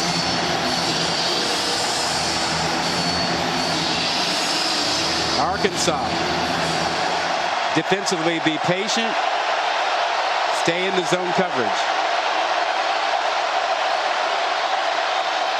Pressure picked up. Bryant zings one in there, and they get back to where they started. I mean, it was a nice pass, a good catch by Tucker. It'll be 4th and goal from the 3, and Luke Fickell, I mean, he's not sending the field goal kicker out there. Wow. So how about this? Wow, that's gutsy. It's early. You're still in the 3rd quarter. You can kick a field goal, but you know what? I don't blame him. Their field goal kicking has not been anything that he's been able to trust. I get it. Ordinarily, I'd say, you know what, kick your field goal, plenty of time left in the game, but when you have no confidence in your kicking team, might as well go for it. Play clock, down under 5, down under 2, and they didn't get the play off. I don't think they did. No. Officials agree with you. Delay a game. Offense. 5-yard penalty. Remains 4th down. You want to give the fans an assist on that one? I will give them a big assist. So you wanted to come open your season on the road in the SEC. Listen, win or lose, this is going to help Cincinnati for the rest of the season. They were assessed 20 yards of penalties on 4 different penalties after they took over at the 3, 1st and goal. That is just losing your composure at a critical time. Now 26 yards for Ryan Coe, who's missed 2 field goals already. This kick is up, and that one's not missed. It's perfect right up and through. So for the Bearcats, after all of that, they did get 3 points out of it. Think about where we are. We had Arkansas go through a series of mistakes that led to Cincinnati getting back in the ball game. Poor coverage, touchdown pass, and then a poor decision on a kickoff return, followed by a penalty, followed by a fumble. And then we have Cincinnati come out, and they fall apart when they have a chance to get a tying touchdown. So really right now, it's which team gathers itself the best and plays with some composure going forward. That's really the issue right now. Well, we were given an assist to the fans for that error in operation. The student section, the Taco Bell Live Más Student Section of the Year contest has returned. To celebrate, Taco Bell will be providing rewards to students all season long. What do they nickname the student section here? I don't know. The Trough. Do you know that they teach all freshmen during orientation to call the hogs? All 8,500 of them, they learn it 500 students at a time in an auditorium. It takes them about half an hour to make sure they all get it down right, and then they're rolled to the next 500. Although, you know, most people in these parts learn to call the hogs by the time they're 10. Yeah, I think most students who come here already know the deal. Kickoff into the end zone. And this will be a touchback. Well, tomorrow and Monday, we got 2 more great college football matchups for you. Tomorrow, Sunday, Brian Kelly, his coaching debut at LSU. And I think everybody in the SEC is just fascinated to see how the whole thing's going to go. Not just tomorrow, but going forward, it'll be LSU and Florida State. 7:30 on ABC.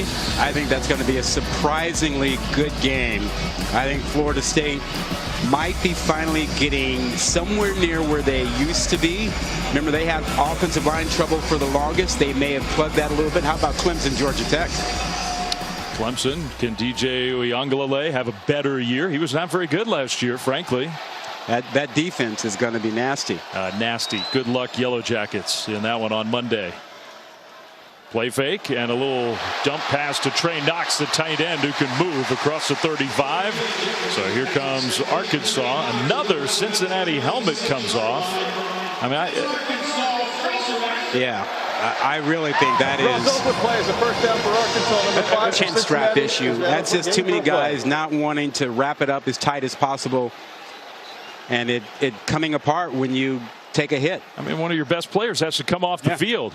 Handoff, Sanders.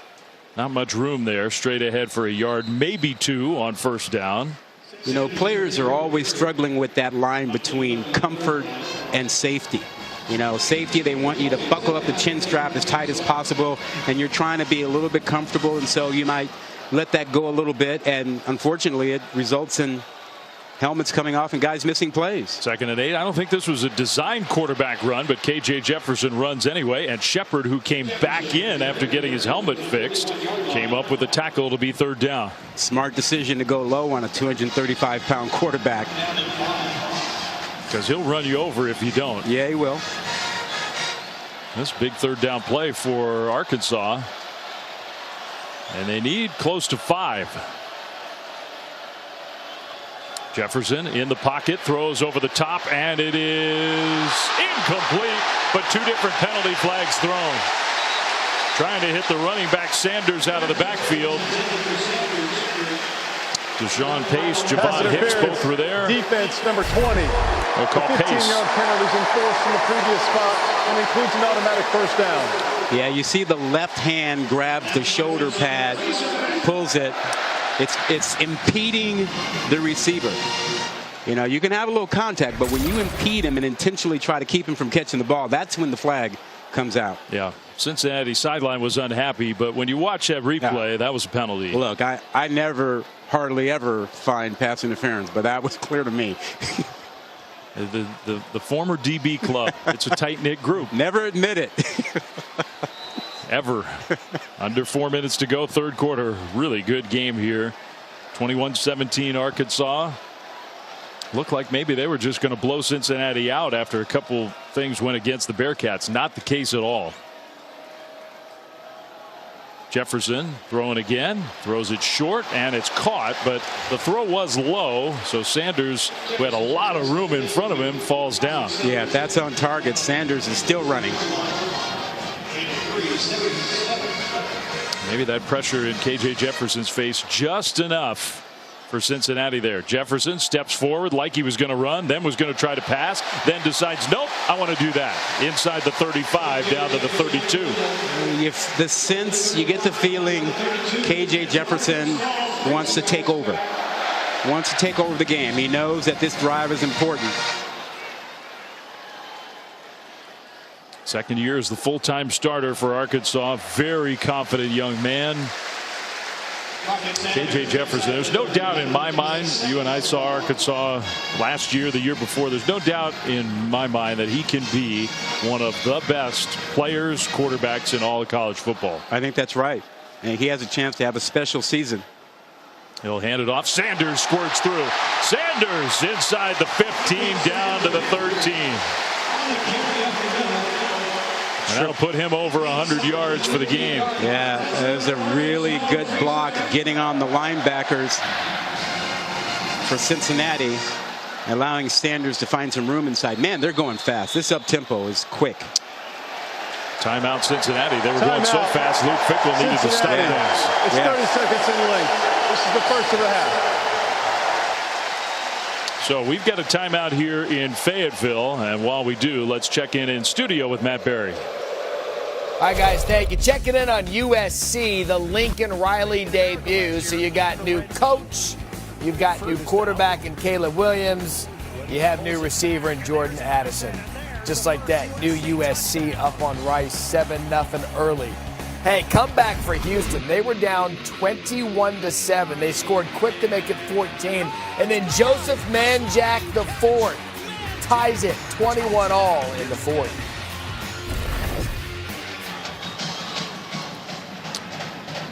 Well, that's a big game for Houston. Obviously, Houston and Cincinnati are so closely aligned now in the same conference and will stay in the same conference when those two move to the Big 12, and they're considered the two favorites there last year in the American. Yeah, they've battled the last couple of seasons and will continue that battle when both programs move over to the Big 12. The overall numbers pretty darn even here in Fayetteville.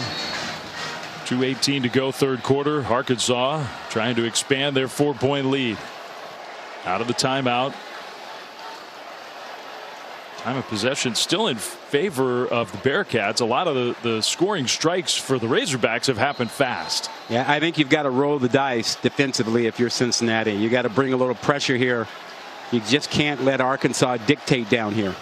Jefferson and Sanders in the backfield. It's Sanders who gets tackled right around the line of scrimmage. Good stop there. Yeah, they brought the linebackers a good run blitz and tried to make sure they clogged up the inside. Pace doing a tremendous job. So now you've got a second and long. So now you can sort of take stock of things defensively, decide if you want to go maybe play a little zone, but blitz, so you're playing zone behind it. Figure that this is KJ Jefferson territory if you're an Arkansas fan. How to keep the ball in his hands. Ivan Pace, love his story. He goes off the field for this play. Hazelwood came in motion. Play fake. The throw behind the receiver, and Jefferson unhappy with himself there. He should be. Thompson. He missed that badly. He had Thompson inside easily. Thompson got inside of the corner, showed Jefferson his numbers. Hey, hit me on the numbers. It's a touchdown. This is wide open. Wow. So we'll see if that looms large. Hey, he's cramping, I think, or something like that. Maybe that impacted the throw. Maybe. If you're Cincinnati, you have to lay back and play zone with these tall receivers. You don't want to be up on them. You want to see the ball and be able to react. They don't look like they're laying back here. Just an all-out pressure. Jefferson on the move. Jefferson to the end zone, incomplete. KJ Jefferson, that's 2 erratic throws, and he's limping around a little bit. He's definitely limping. It'll be 4th down. Field goal team's coming out. I think you're onto something with the cramping impacting him, because he is limping, and his accuracy on the last 2 throws just really off. First time this ball game we've seen him miss that badly. This one's not even close. Good coverage. Maybe he just chucked it. Yeah. But on the previous throw, he was suffering cramps, and he missed badly on that throw. So Cam Little's field goal try is up. And from 32 yards out, it is good. So Arkansas back up by a touchdown, 24-17.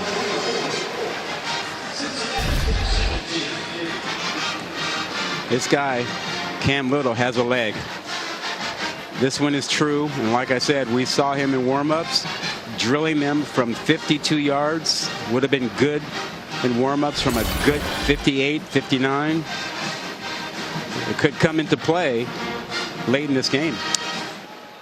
Very well could. Freshman All-American kicker last year. So Arkansas's offense moves down the field, but they have to settle for 3. First field goal of the game for the Razorbacks. KJ Jefferson.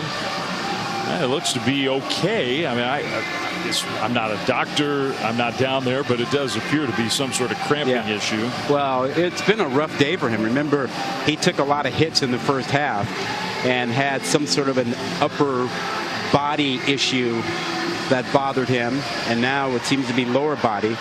It's been a long, hot day. Listen, we've talked about the hitting and how physical this game has been. It really has been as physical as any football game opening weekend I can recall. See, now you're sounding like a coach with the upper body, lower body thing. Because I'm not sure where it is. That's what we get from these coaches all the time now. Yep. Touchback. After the field goal, Cincinnati will get the ball back, and another check-in studio with Matt.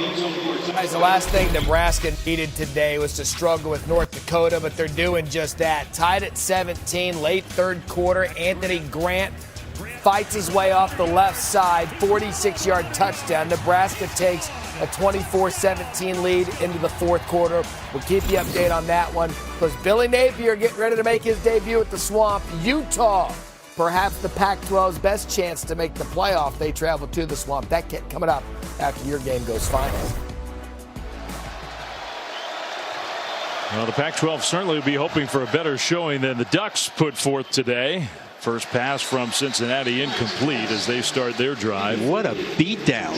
Yeah, Bo Nix against Georgia. That's a bad mix. Well, the history sort of led you to believe that Bo Nix would struggle against this Georgia team. He had faced them 3 times, had not played well against them. And this Georgia defense is probably going to be as good as the last couple of years. So not a surprise, just a surprise that the beatdown is that bad. Utah, I think a much better chance to show up tonight in Gainesville.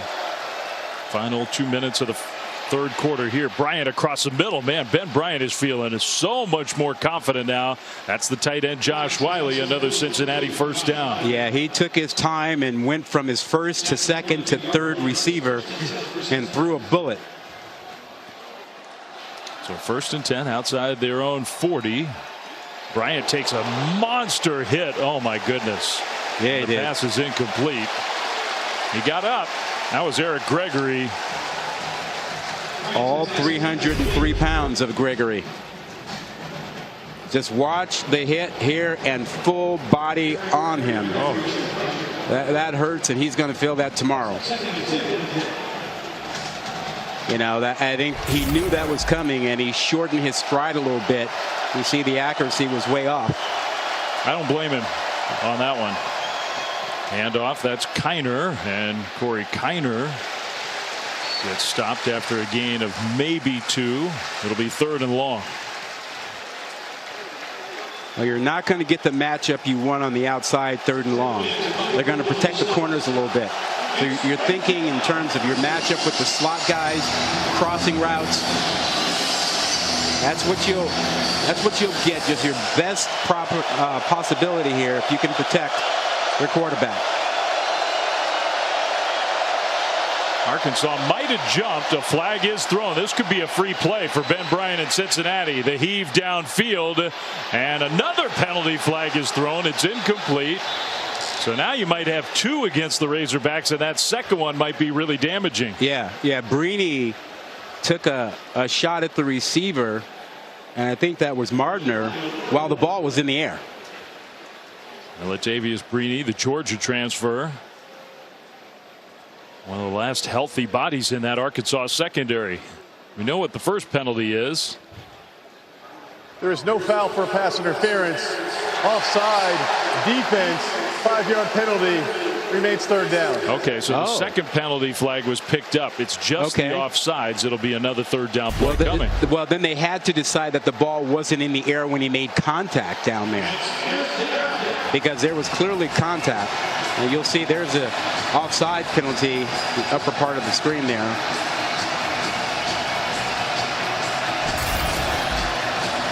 Another hit on Bryant.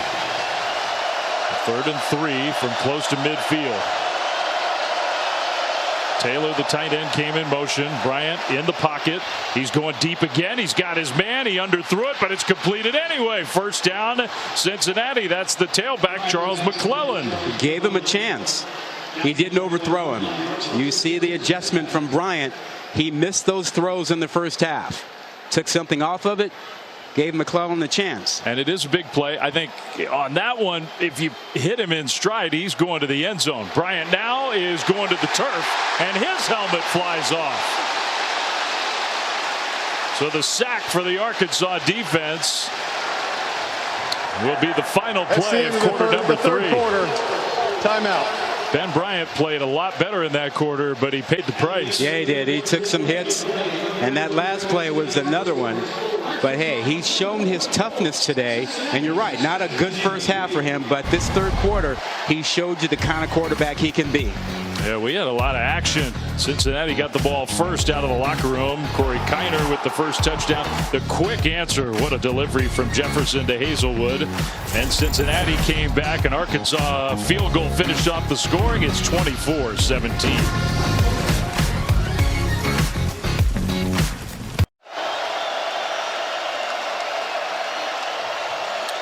Well, we start the fourth quarter, and because the helmet came off Ben Bryant, Evan Prater is in at quarterback. After the sack and the loss of 12, it's 2nd and 22.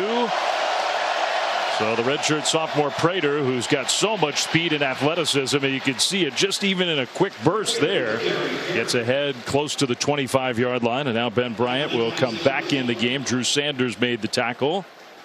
We talked about that in the first half as to whether there was a place for Prater and his legs in this game.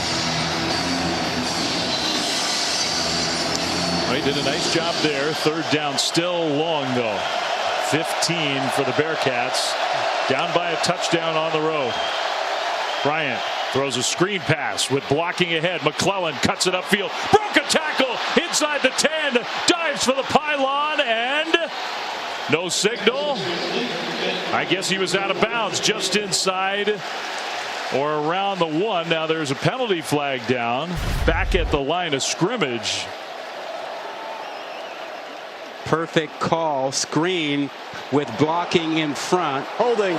Offense, number 74. Wow. 10-yard penalty from the spot of the foul. That is Jeremy Cooper, left guard. Well, what a huge penalty that is. Luke Fickell's unhappy with that call. Yeah, that will not only negate setting up a touchdown, this will put them out of field goal range, at least for the moment. Well, it was just the perfect call and executed beautifully except for the hold.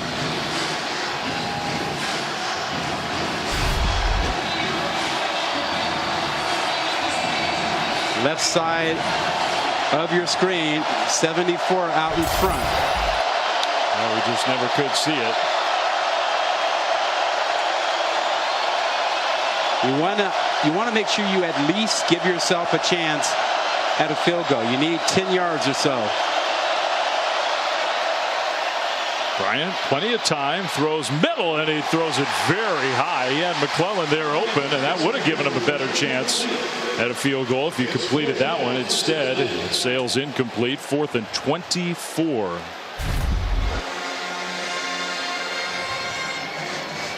All right, let's see. Did he get him? Yeah, reaching up. Didn't need to. He's going to miss it. Very little touch, but still didn't need to because let your running back go one-on-one and see what happens. And when you just grab the jersey out of the open like that, you're going to get penalized. You're going to get flagged, yeah. And you didn't even get a good block out of it. You didn't hold to help the play at all. This would be a 53-yard field goal try if they actually try it. Be cautious of a block here. He doesn't necessarily get the ball up quickly. Didn't look like it in warm-ups. Another flag. They committed a delay of game penalty. Kicking team. 5-yard penalty. Remains 4th down. In this second half, and you can read the lips. You don't have to be a master lip reader to see what Luke Fickell just said, and I agree with him. And that's just sloppy. Yeah. Well, they've had their share, more than their share, of sloppiness in this second half, which has cost them points. A very even keel. I mean, he's an intense guy, but a very even keeled coach typically on the sideline. He's hot. The penalties in those big spots for the Bearcats in the second half have been really important. So now the punt team out there, when we thought that they might be inside the 1, trying to pin Arkansas deep, and they will. Now there's another penalty flag back near the line of scrimmage. Mason Fletcher did an excellent job there with that punt, but it might be against Cincinnati, so this one might be negated. Yeah, that wasted a great effort by Mason Fletcher. He held that ball to let his cover guys get down there before he kicked it. Illegal formation, kicking team. Number 7 was not on the line of scrimmage. The 5-yard penalty is enforced in the previous spot. Repeat 4th down. And now they're not even getting lined up properly on a punt. Yeah, these are just details. You know, maybe you're a little hot, a little tired, a little fatigued, and you're not paying attention to details. But it's the little stuff that has really hurt Cincinnati in this second half. Lining up wrong a couple times, false starts. And it's cost them at least 7 points, maybe possibly 10. And we'll see. Maybe Mason Fletcher can bail him out here and do that again, because that was just about as good as you could do it. It's not the total yardage, it's the number of penalties and when they were committed that has really been tough. That's right. Still a long way to go in this one. It's only a 1 touchdown difference. All right, Fletcher's going to wait again, end over end again. Fair catch signal inside the 10. So that was a good job, not quite as spectacular, but still a good job. Arkansas will get the ball back. But first, we'll step aside and come back to Fayetteville after this 4th quarter football in a 1 touchdown game. Unbeatable performance brought to you by Xfinity. KJ Jefferson, the captain, the Arkansas quarterback. Statistically, Rod, not spectacular numbers, but a lot of great execution. He's made big plays when they had to be made. Touchdown passes, Hazleton, also to Knox, running for one. When they had chances, he delivered for them. They need him to deliver here. They're up by a touchdown, 13.5 minutes to go in the game, and pinned deep in their own territory. That's A.J. Green. Some fresh legs, the sophomore running back from Tulsa, for a gain of 5. Remember, there's a lot at stake for both these teams in this game. Arkansas, a trendy pick, looking for a special season. A win here would really keep the momentum going for them. I mean, they played the hardest schedule in college football last year and won 9 games anyway. So there's a reason they are picked to be a contending team. And if Cincinnati were to win this game, I'm not certain they can't run the table. And that would put them right back in the playoff discussion again this season. So a big 13 minutes here in Fayetteville. That pass complete to Matt Landers. Now Jefferson takes a hit and is driven down, and he did well to hang on to the ball. How about Ivan Pace in his Cincinnati debut? Man, has he played well. Overlooked coming out of high school. Great high school player. His brother was heavily recruited. He wasn't. Wound up at Miami of Ohio. Starred there and came over this season to play with his brother and to show folks what he can do. He's a prospect, man. He's a player. Well, he's, what is he, maybe 5'9"? They list him at 6 feet tall. He's not that. He's not really even close to that. He had 6 sacks in 1 game. Yeah, he's just a really good football player. I don't think his height really matters when it comes to what he does on the field. I agree. A big play there. Jefferson pressured again, and KJ Jefferson goes down. Now it's not a safety. The helmet flies off again for Jaquan Shepard. Jefferson was stopped at the 1, so that's where they'll give him forward progress. It takes a lot to get KJ Jefferson down, and Shepard did it. Yeah, tremendous job by Shepard. Corner blitz. Helmet should not come off like that. But he makes a tremendous play. I mean, wrestling down a 235-pound quarterback, awesome. The helmet came off in the celebration. Yeah, he shook his head and the helmet. That should never happen. Ever. They need him on the field. He's one of their best players. But again, failure to buckle up is costing these guys some time on the field. So now 3rd and 29. Arkansas back at their own 2. Jefferson pressured by Pace, gets away. He's going to throw middle, and it is caught. Now well short of a first down, but that at least is a little cushion for the Razorbacks. Trey Knox with the catch. It'll be 4th down. They're going to punt, but it's a much better scenario now. Yeah, I'm impressed with how well Jefferson has thrown on the move. Forced out of the pocket, keeps his eyes down the field, finds his release receiver. He's done a good job of that. That's a big play. You don't have to punt from your 2. You complete that, and you get it out close to the 25. It's a field position throw there. You give your offense a chance to kick it away. You give your defense a chance to be in a good spot. Max Fletcher, Cincinnati had to rush a player off the field. They almost had too many men on the field. This one is returnable, and that's a really good return man. Tucker straight ahead. Tucker into Arkansas territory down inside the 40. So a 40-yard punt, but a 25-ish yard return. And Cincinnati is in a good position here, down only 7. He needs more touches. Well, you got Utah, Florida still to come, and that one will start soon. They'll take over when we're finished here on ESPN. Notre Dame, Ohio State tonight over on ABC. Florida State, LSU tomorrow.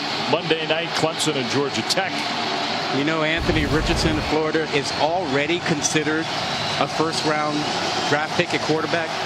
He hasn't played a full season yet. A lot of buzz about his performance in fall camp. Handoff and tackled from behind. So a nice play by the Arkansas defense to pull Charles McClellan down. Cincinnati goes backwards on 1st down. Zach Williams has been a handful inside. Watch him on the edge there as he comes down inside quickly, chasing this thing down. Excellent speed. Excellent quickness off the edge. They don't really have a classic pass rusher on this Arkansas team. They got a bunch of those guys who can bounce in and out, and a big hit on the quarterback. The ball's out. Razorbacks scoop it up.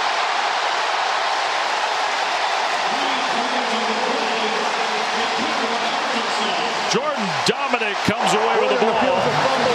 And I think he's the guy who jarred it loose, too. I don't think there's any doubt. Ben Bryant's hand was not coming forward. That's a fumble. Not an incomplete pass. That's a fumble.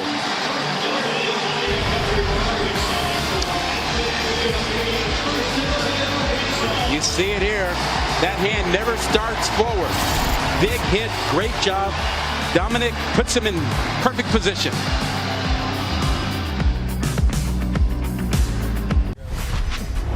ESPN College Football is delivered by Papa John's and the all-new Papa Bowls. No crust, all toppings. Try one for yourself at Papa John's. Now Sam Pittman, maybe the most popular man in the state of Arkansas. He is making friends every day on campus here in Fayetteville, and he's making friends with the way his team is playing. What an amazing turnaround. 2 years in a row, Razorbacks didn't win an SEC game before Pittman took over. 2 full SEC seasons without a conference win. He just fits this place perfectly. The call was reviewed and it stands. Hazelwood gets the pitch, and Hazelwood with that blazing speed into Cincinnati territory. What a sequence. The big punt return. Bearcats had it in Arkansas territory, down just a touchdown in the fourth quarter, and a couple plays later, the sack, the strip, the fumble recovery. Arkansas is going to try to put the game away. Yeah, the sack strip was huge. What a play by Jordan Dominic. KJ Jefferson to the tight end. Knox, who got a block down the sideline. Touchdown.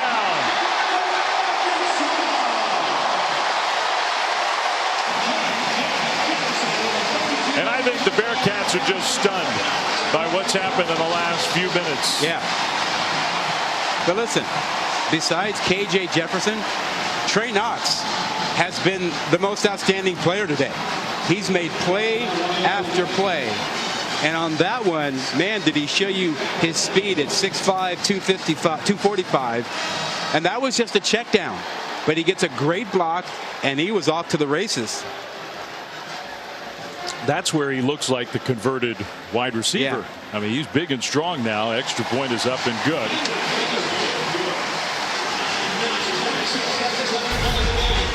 Great job by Jefferson being patient, not forcing the ball down the field. And there you see just a little check down, a little late release outside by Trey Knox, and then gets a tremendous block on the edge. And that's all he needed. Great speed.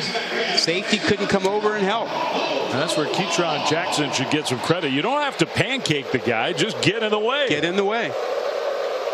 What a big play for Sam Pittman's team. I think he was popular before. He's going to be getting hugs all over the place. He told us that it was equally important for the fans that Arkansas play well and keep the momentum going, because this fan base has been so excited and waiting for the start of this season after what they did last year. Well, you and I were there in Tampa when they beat Penn State. They hadn't won a New Year's Day bowl game in what, almost 20 years, something like that. They beat Texas A&M last year. They beat LSU. They took Alabama down to the wire. And this team, Sam Pittman said it himself, this is his best team. It's the biggest, fastest, strongest team he's had in his 3 years. Cincinnati still not out of it. 9.5 minutes to go. But the Bearcats, some of these mistakes have just been crippling. Yeah. So the touchback, Cincinnati will get the ball back, and we'll phone the studio and talk to Matt Berry. Flem, last time we checked in with you, USC took the lead, but Rice tied at 7-all. And here Austin Jones takes it up the middle and give USC the lead 14-7. And a reminder, I heard Gilmore talking about him a second ago, Anthony Richardson. Can he be the difference for Billy Napier as they host Utah? That game coming up in just under 14 minutes. Well, they got some work to do, Rob, but Billy Napier, he is a really smart coach. Yeah, he is. And he's got some talent on that team. A lot of speed on defense. Well, Cincinnati ball. That's Tucker in the backfield with all his speed. So Trey Tucker for a nice gain. The Bearcats in this second half, they picked up yardage in chunks. They've had some big plays with the time left on the clock. And then they gave it back with penalties. They did. The penalties, that may be what Luke Fickell ultimately remembers from this game if his team can't come from behind. Because they happen at the worst times. Handoff and a nice, powerful run. You can see why they like Corey Kiner across the 40. First down, Cincinnati. It's good to see Kiner back out there after he suffered what looked like, a real tough knee injury in the first half. But he's been back out there lately, running the ball, running hard. He could be the every down back that they're looking for. He's got a lot of burst, that's for sure. Kiner, another carry, again straight ahead. This time just a couple yards on first down. Well, you don't have to rush, but when you're down 2 scores and the clock's winding and it's under 9 minutes to go, you do have to play with urgency. Yeah. Don't you feel like the Cincinnati offensive line has played reasonably well, even with Jake Renfro out this game, their all-star center? I do. One big penalty on a screen pass that was a huge penalty in this game. Otherwise, I think they have.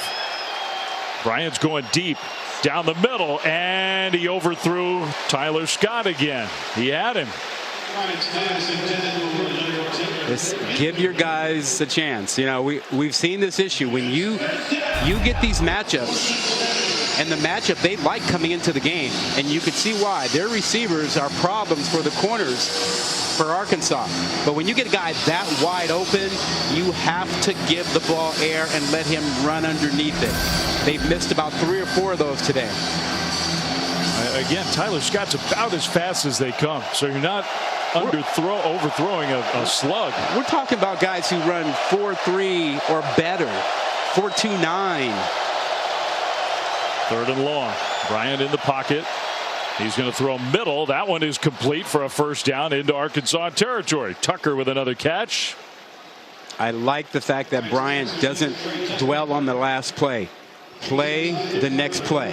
Comes right back with a good throw, keeps the chains moving. He's also spreading the ball around. Cincinnati's gotten a lot of players involved in the pass game. Both teams have, really. 24 of 40 passing for Bryant. Throws right, and his man is open, and then cutting it inside, breaking a tackle, slipping another one inside the 20, down to about the 16. That's Tyler Scott. Don't go anywhere. Now this is the area of the field where Cincinnati's had some issues with penalties, crowd noise, and the like. Can they finish this one off here? If they can finish this one off, we're going right down to the wire. Under 7 minutes to go. Only 1 touchdown, 3 trips inside the 20. Bryant toward the end zone, incomplete. Wiley, the intended target. It'll be second down. You have to recognize the coverage.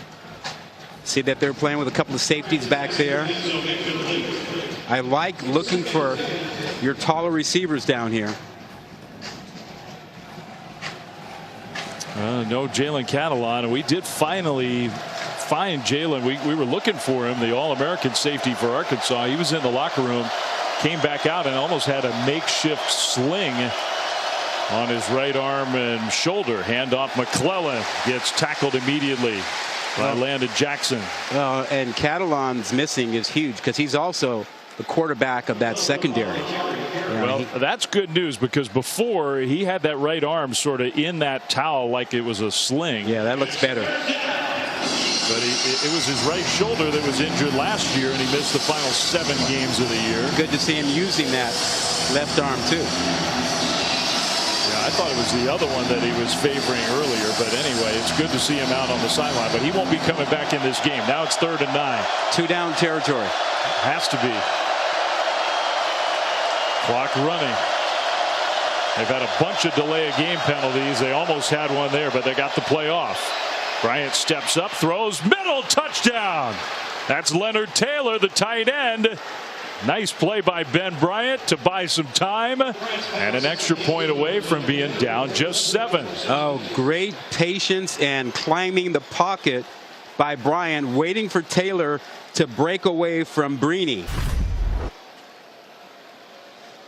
Yet Arkansas playing a little bit more man coverage here. You'll see the tight end matched up with Brini. Goes inside of him. Brini lets him go. He thought there was help on the inside. Luke Fickell's team just will not go away. Extra point up and good. So it's 31-24. Cincinnati's got 2 timeouts. There's 5:49 on the clock. Good patience. Climb that pocket. Wait for your tight end to come across free in the middle of the end zone. We got ourselves a 1-possession game.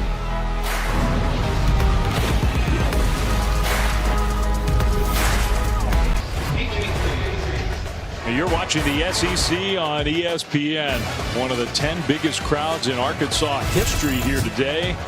And they've watched a very tough-minded Cincinnati team hang around despite Arkansas several times looking like, okay, that's it. We're taking control. The Bearcats just won't go quietly. So now the kick, and it'll be another touchback.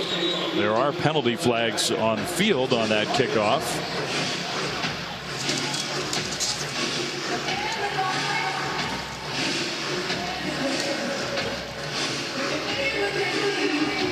So we're trying to find out. I think it's going to be a penalty that's declined. Tonight, SEC football final is back for another season. You got Daria, you got Chris, you got Ben, you got Takio. Break down all the SEC action from week 1. I'm sure they'll spend a lot of time on this game. 10:30 Eastern on the SEC network. Don't miss it. Now, if you're Arkansas, it is 4-minute offense time. Players number 0 on the receiving team. The penalty is declined. It'll be first down from the 25-yard line. Not allowed to do that, but the penalty declined. Go ahead. You need to pick up some first downs and burn some clock. Put pressure on Cincinnati. How about the way KJ Jefferson has responded to pressure tonight? Yeah, you got to get that pressure without blitzing, because when they've blitzed him, it hasn't gone well. Yeah, he's been patient, thrown well on the move, found his check down receiver. I mean, that bottom line number is pretty amazing. Handoff on first down, and the Bearcats defended that well. Cincinnati gave up 3 touchdown passes all year last year when blitzing. KJ Jefferson has 2 of them today. Yeah, he just does a good job of keeping his eyes downfield. And Briggs was tremendous on that play. Defeated his block and made the tackle. 2nd and 10. Arkansas wants to be deliberate, but they did leave some time on the clock there. Sanders with the carry, and he'll get tackled again after a very short gain. So it's going to be 3rd down coming up, and we'll send it to the studio with Matt. All right, Flatman, we crossed the top of the hour. Just want to give some viewers a couple of ideas of what's going on across the networks. Florida, Utah going to kick on ESPN News. We'll move them over to ESPN. C.J. Stroud and the Buckeyes warming up for their game against Notre Dame. That on ABC. And then Bryce Young and Alabama over on the SEC Network. All right, so I mean, look, it makes it maybe a little more complicated if you're a fan, but it means we got a lot of stuff, good stuff going on here week 1. This game coming down to the wire, and a 3rd and 9 play. Jefferson steps up, going to try to run for it. KJ Jefferson breaks a tackle, and he'll get the first down. What a big play that is. Yeah, well, he talked about it yesterday. He knows the moment. He knows when he needs to take over. And that was a drop back pass, but he knew and trusted himself to go get that first down and keep the clock moving. Well, that's huge. Cincinnati was staring at getting the ball back with plenty of time. Now Arkansas can let that clock roll. That's a 3rd down and 10, and your quarterback breaks the back of the defensive coordinator with that call where he had everything covered he wanted, and the quarterback goes and picks up the first down. Just making a play. So the handoff on first down, straight ahead. Sanders, who's had a big afternoon, for a gain of maybe 3. Now under 4 minutes to go.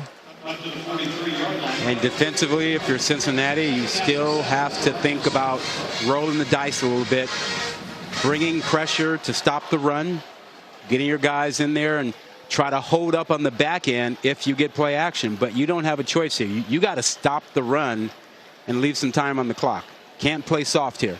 And Arkansas really, their idea is take the play clock all the way down or close to it, because they've got the touchdown lead with the ball. Jefferson, handoff again. Sanders, and he gets close but stopped maybe a yard short, maybe 2. It'll be 3rd down. Football's got to be in Jefferson's hands here, right? I think so.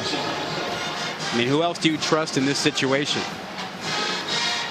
And I think you might be right. Cincinnati, you might have to sell out. You do.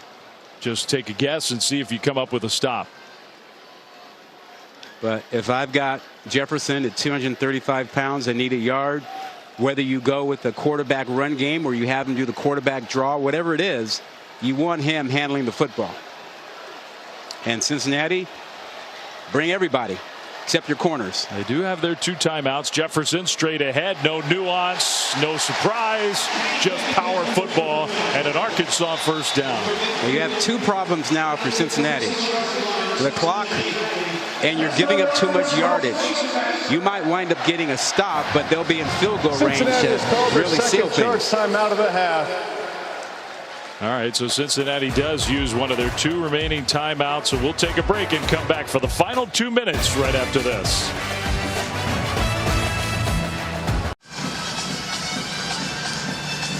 Well, KJ Jefferson trying to lead his Arkansas Razorbacks to a season-opening win against a very good Cincinnati team, and he's played great.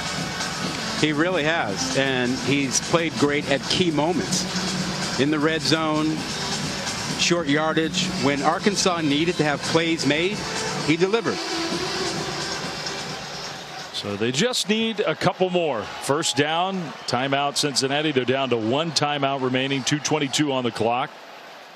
Arkansas can't take it all the way down, but they could come pretty close. This is the freshman Dubinion, and a nice cut. Dubinion is going to get an Arkansas 1st down. And that's going to make it very difficult for Cincinnati. Yeah, you got 1 timeout left. Coming off, the result of the play is a 1st down. What, 7, 8, 9 guys? I think more. Lost a helmet today. And that just goes part of, in addition to the penalties, I would just lump them in with the penalties, because it's just, that undisciplined thing that kind of hurts Cincinnati all game long, but particularly in the second half. I mean, you got to clean that up. Why every play there's a helmet flying off? It's ridiculous. And then when they had penalties, they had multiple penalties at a time that just destroyed a couple of drives in the second half. I've never ever seen a game with this, especially for one team, where the helmet flew off this many times. Nope. Jefferson's going to run it after the 1st down run by Rashad Dubinion. Just a gain of a couple of yards. Now the Bearcats will use their final Cincinnati timeout. has called their final timeout of the half. It'll be a full timeout. But the Bearcats know that will do it here. Direction. It'll be 30 seconds in length. I do think that Cincinnati and Arkansas are both, primed for really good seasons. Arkansas has a really tough schedule. I don't think there's any question about that. They do. However, if we take a look at that schedule, I mean, South Carolina, that's a good team. Yep. But they should beat South Carolina at home. Missouri State, at Texas A&M, and Alabama.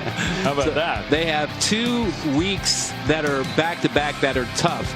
Texas A&M and Alabama being one of those tough weekends. And why are they playing BYU in the middle of the season? Yeah, Sam Pittman would like to ask that question. Yeah. I mean, that's a tough non-conference game on top of this tough non-conference game when you also play in the SEC West. And you're talking about a BYU team that also believes in being as physical as possible. Sam Pittman's team, last year they had the toughest strength of schedule according to our FPI. This year, at least preseason, ranked as 10th. Although just about everybody who's ranked ahead of them also plays in the SEC, so you're kind of splitting hairs. Jefferson, the running back, was not where he expected him to be. You can't have something like that happen, just a turnover. That's the only thing that's going to keep Arkansas from winning this game. So Jefferson smartly kept the ball. And you think about what's ahead for Cincinnati, assuming they don't come up with a miracle here. They have a schedule that I believe they got a good chance of running the table. Well, there's no doubt, as you said, they are a good team again. They may have lost 9 players to the NFL draft. They may have lost their multiple-year starting quarterback, the best cornerback duo in the country. They have a lot of good players left on this team. Yeah, and I think they will go home and say, you know what? All we got to do is clean up the penalties, the mistakes, the whole helmet coming off issue. Clean those things up, and they can play with anybody. Arkansas has called their first charge timeout of the half. It's 30 seconds in late. So Arkansas will take their first timeout. And here's the schedule for Cincinnati coming up.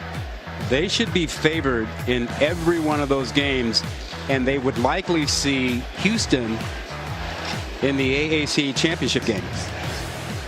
I mean, at UCF, you can imagine that being a difficult road game. Yeah, but they'll be favored. They should be favored in that game. Indiana had a good win last night, so Indiana maybe going to be an improved team. But yeah, this can be another special year for Luke Fickell's team. But maybe with this loss, maybe not a year where they can make a strong argument and get back into the playoff. But that doesn't diminish what Cincinnati can still accomplish. And I think it still says that this is a team. It wasn't a one-hit wonder last season, that they actually really do have a program where they are reloading and not starting from scratch. Let's see if Jefferson can make sure this play takes more than 5 seconds. See if he tries to run around a little bit before he goes down. He's going to run forward and bounce around. Got to stay inbounds. And he'll get tackled. Now some pushing and shoving at the end of the game. You don't want that. You'll be shocked to know that another Cincinnati helmet flew off. Gosh. What's the over under? A dozen? I literally think it's over that. I do.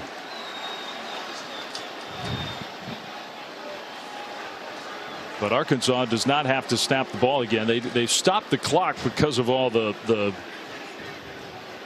stuff after the play. During the play, number 10 for Cincinnati lost his helmet. By rule, the play is eligible for a 10-second subtraction. Please reset the game clock to 23 seconds. Start the clock when we're ready for play signal. It'll be 4th down. Start the clock and rev up the jukebox for Sam Pittman. He's going to celebrate this win. That was hard earned. Yeah, it was.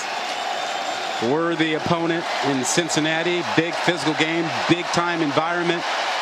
Welcome back, college football. We missed you. They think it could be a special season here in Fayetteville. And I give both programs credit for playing this game. That's a tough one to start the year. The final seconds tick off the clock, and it's officially over. Arkansas with a 31-24 victory. It's been a long time since an Arkansas team has done what they just did. Beat a ranked team to start a year. First time since 1975 they beat a top 5 USC team that year. And we'll see if it can be a special year in Fayetteville. For Tiffany Blackman, for Rod Gilmore, Dave Fleming saying so long. Thanks for being with us. Utah, Florida coming up next. But first, we'll get you back to the studio.